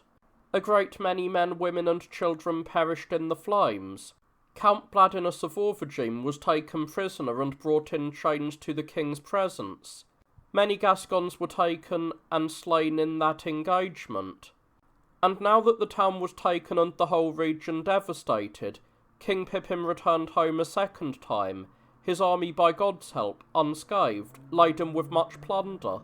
It happened that the year after the taking of Auvergne and the devastation of all that region, King Pippin, it was the 11th year of his reign, came with his whole Frankish army to Bourges, fortified his position there, and plundered the countryside round about. He then surrounded the town with a strong fortification, with siege engines and all manner of weapons, so that no one would have dared to leave or enter it, and he also built a rampart. Finally, he took the city after many had been wounded and more slain, and the walls were breached. He restored it to his rule by right of conquest, but in his goodness showed mercy to the men left there as garrison by Waiofar, and dismissed them to go off home. Count Cunibert and such Gascons as he found there had to swear fealty to him, and remain in his company. Their wives and children were told to set off on foot for Francia. He ordered the repair of the walls of Bourges, and left the city in charge of counts of his own. Then he and the entire Frankish host made for the stronghold of Fours, and encamped round about it. The stronghold was captured with extraordinary speed, and was afterwards burnt. He took back with him to Francia the Gascons whom he found there, together with the Count himself. And so, Christ going before him, King Pippin came home again with great spoils. The dispute between King Pippin of the Franks and Waiofar, lord of Aquitaine, lasted a long time. But whereas King Pippin, with God's help, flourished, and went from strength to strength, the cause of Wyophar and his wicked rule declined daily. Wyophar continued secretly plotting against King Pippin. He sent his cousin, Count Mantio, with other counts to Narbonne with the object of capturing and killing the garrison sent by the king to hold Narbonne against the Saracens, either as they entered the city or on their way back home. It so happened that Counts Ostraldus and Gallimanus were making for home with their following when Mantio fell upon them with a crowd of Gascons. There was a stiff fight, but Ostraldus and Gallimanus succeeded with God's help in killing Mantio and all of his companions. When they saw this, the Gascons turned tail and fled. They thus lost all the horses they had with them. Uphill and down dale they wandered, but few indeed managed to make good their escape. The Franks continued home rejoicing, with great booty and many horses and trappings. While the Franks and Gascons continued, one way and another, with their running battle, Count Chilping of Auvergne gathered together a force from the surrounding country and set out on a plundering expedition to the district of Lyon, in the kingdom of Burgundy. Count Adelard of Chalon and Count Ostraldus with their followings took the field against him.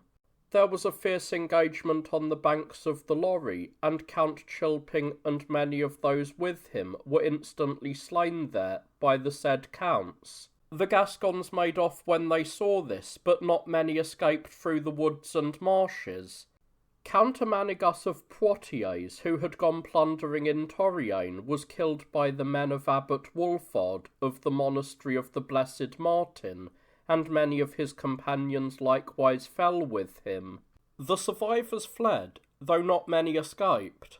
Meanwhile, Remistanius, Wyophare's uncle, came to King Pippin, and swore to him with many oaths always to be faithful to the king and to his sons. So King Pippin took him under his protection, and made him rich presents of gold and silver and costly clothes and horses and arms.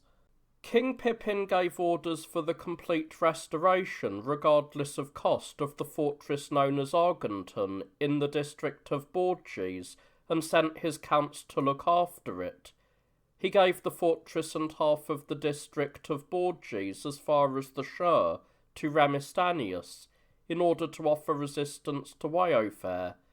When Wyophare, the lord of Aquitaine, saw how the king had stormed the fortress of Clermont, and had taken the powerful city of Bourges, capital of Aquitaine, with siege engines, and he had been able to do nothing to stop it, he raised the walls of all the Aquitanian cities in his control, that is, Poitiers, Limoges, Santes, Périgueux, Angoulême, and many other cities and fortified places. The noble King Pippin later had them rebuilt and sent his men there to hold the cities. So again that year, King Pippin returned home with his entire army. Next year he again summoned his entire Frankish army and went through Troyes and Auxerre to the town of Nerval, and there he held court at the Mayfield with his Franks and the nobility. He then crossed the Lorry into Aquitaine and reached Limoges, laying waste all that region. All royal villas that were held by Wyophare he ordered to be burned. When most of the region had been devastated and its monasteries emptied, he proceeded to Issoudun, the principal centre of the Aquitanian vineyards, and this he took and destroyed. He tore up all the vineyards from which almost all of Aquitaine, churches and monasteries rich and poor, used to obtain their wine. At this point Wyophare came to meet King Pippin with a big army and a host of those Gascons who lived beyond the Garonne and were formerly called Vassetti. But straight away all the Gascons followed their usual practice, and not a man of them but turned tail, and very many of them were killed there by the Franks. When the king saw what had happened, he ordered that Wyophare should be pursued, and pursued he was until nightfall, but he just got away with a handful of men still with him. In this battle was killed Count Bladinus of Auvergne, who had been arrested by the king and had subsequently fled to Wyofair. King Pippin won the day, God helping him. He set out for home in great triumph, reached Dijon on the lorry with his entire Frankish host, and continued unconquered on his way home through the district of Autun. Wyofair now sent an embassy to the king, begging him to restore Bourges and the other Aquitanian cities which the king had taken from him, and then he would submit to him. He undertook to send annually to King Pippin whatever tribute and gifts earlier Frankish kings had been accustomed to receive from the province of Aquitaine. However, the king took the advice of the Franks and nobles. He spurned the offer. A year later, he summoned to Orleans the whole host of the Franks and the other people that dwelt in his kingdom. There he held court at a Mayfield, which he had first substituted for the Marchfield for the convenience of the Franks, and he received fine gifts from the Franks and his nobles. Then again he crossed the Lorry, marched through the length of Aquitaine to Agen, and laid waste the whole region. The Gascons and the magnates of Aquitaine now saw that they had no option but to come to him. Many there swore oaths to him and became his men.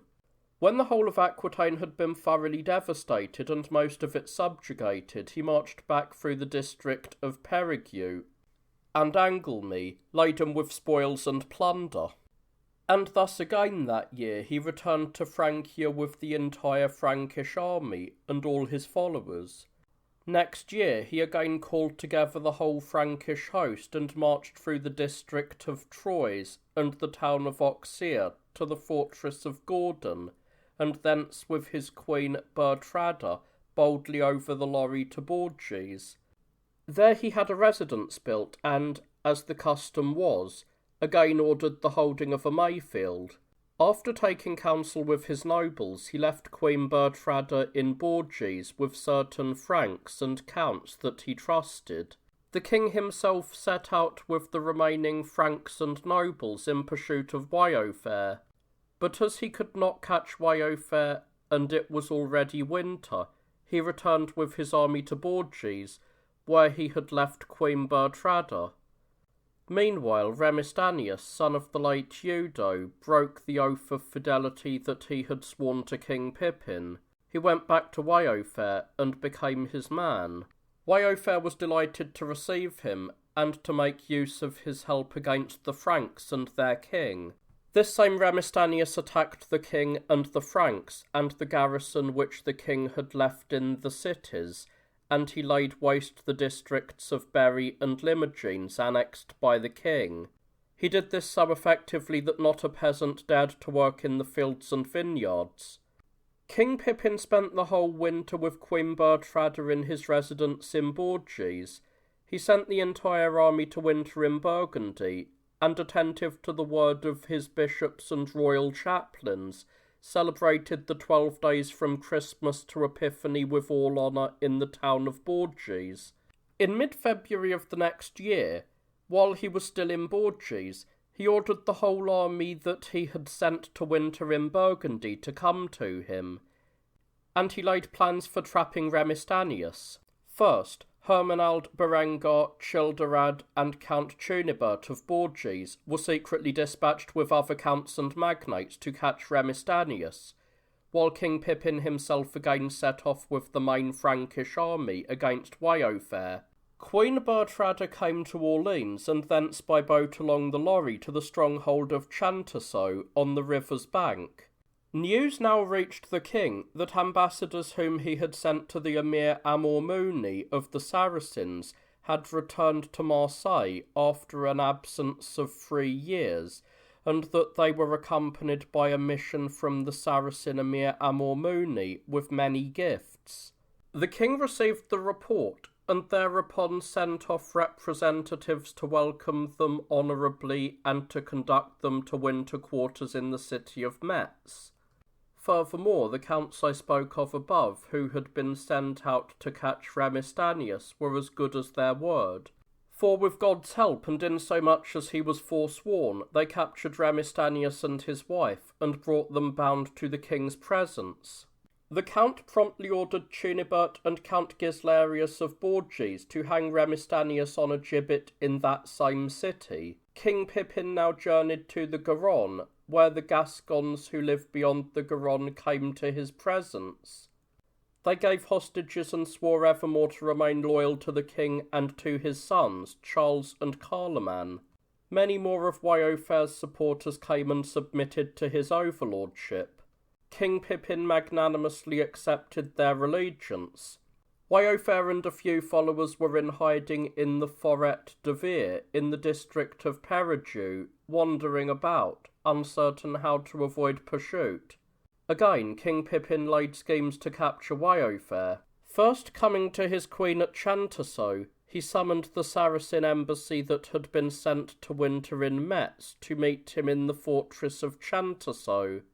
The Saracens there presented him with the gifts sent by Amor-Muni, whereupon he gave to the Saracens of that same mission gifts in return, and had them escorted with much honour to Marseille. There the Saracens took ship and returned to their native country. The noble King Pippin set out again that year from Chantoceau with a small company to hunt for Wyofer. He travelled with great speed to Santes, his first destination. Hearing this, Wyofer made off at once as usual, whereupon the king dispatched his counts with their troops and his own men in 4 columns to pursue Wyofer. But in the meantime, Wyofer, lord of Aquitaine, was assassinated by his own followers, allegedly with the king's connivance. King Pippin had now won control of the whole of Aquitaine. All came to him, as in the old days, to become his men. And so, victorious and triumphant, he returned to Santes, where Queen Bertrada was in residence. While the king was at Santes, busying himself with affairs of national Frankish importance, he was troubled with a kind of fever, and fell ill. He there appointed his counts and judges. Thence he travelled through Poitiers to the monastery of the blessed Confessor Martin at the city of Tours, where he made many gifts to churches and monasteries, as well as to the poor. And he sought the help of the blessed Martin as intercessor with the Lord, that he would deign to have mercy on his sins. He went on, with Queen Bertrada and his sons Charles and Charlemagne, to the monastery of the holy martyr Denis at Paris, and remained there some time. However, when he realized that recovery was impossible, he summoned to him all his great men, the Frankish dukes and counts, bishops and priests. Then, with the approval of the Frankish nobility and the bishops, he divided the kingdom that he himself had inherited, while he was yet living, equally between his sons, Charles and Charlemagne. He made Charles, the elder, king over the Austrasians, while the younger, Charlemagne, was given the kingdom of Burgundy, Provence, Septimania, Alsace, and Alemannia. Aquitaine, the province which he had himself conquered, he divided between them. A few days later, I grieve to say, King Pippin breathed his last. His sons, King Charles and King Charlemagne, buried him, as he had wished, with great honour, in the monastery of the holy martyr Denis. He had reigned 25 years. Afterwards, the 2 new kings, Charles and Charlemagne, went with their followings to their respective seats of royal power. They summoned their nobles to meet them in council, and then, both on the same day, Sunday the 18th of September, they received consecration by the Church, and were raised to their thrones by their great men, Charles at the town of Noyon, and Charlemagne at the city of Soissons.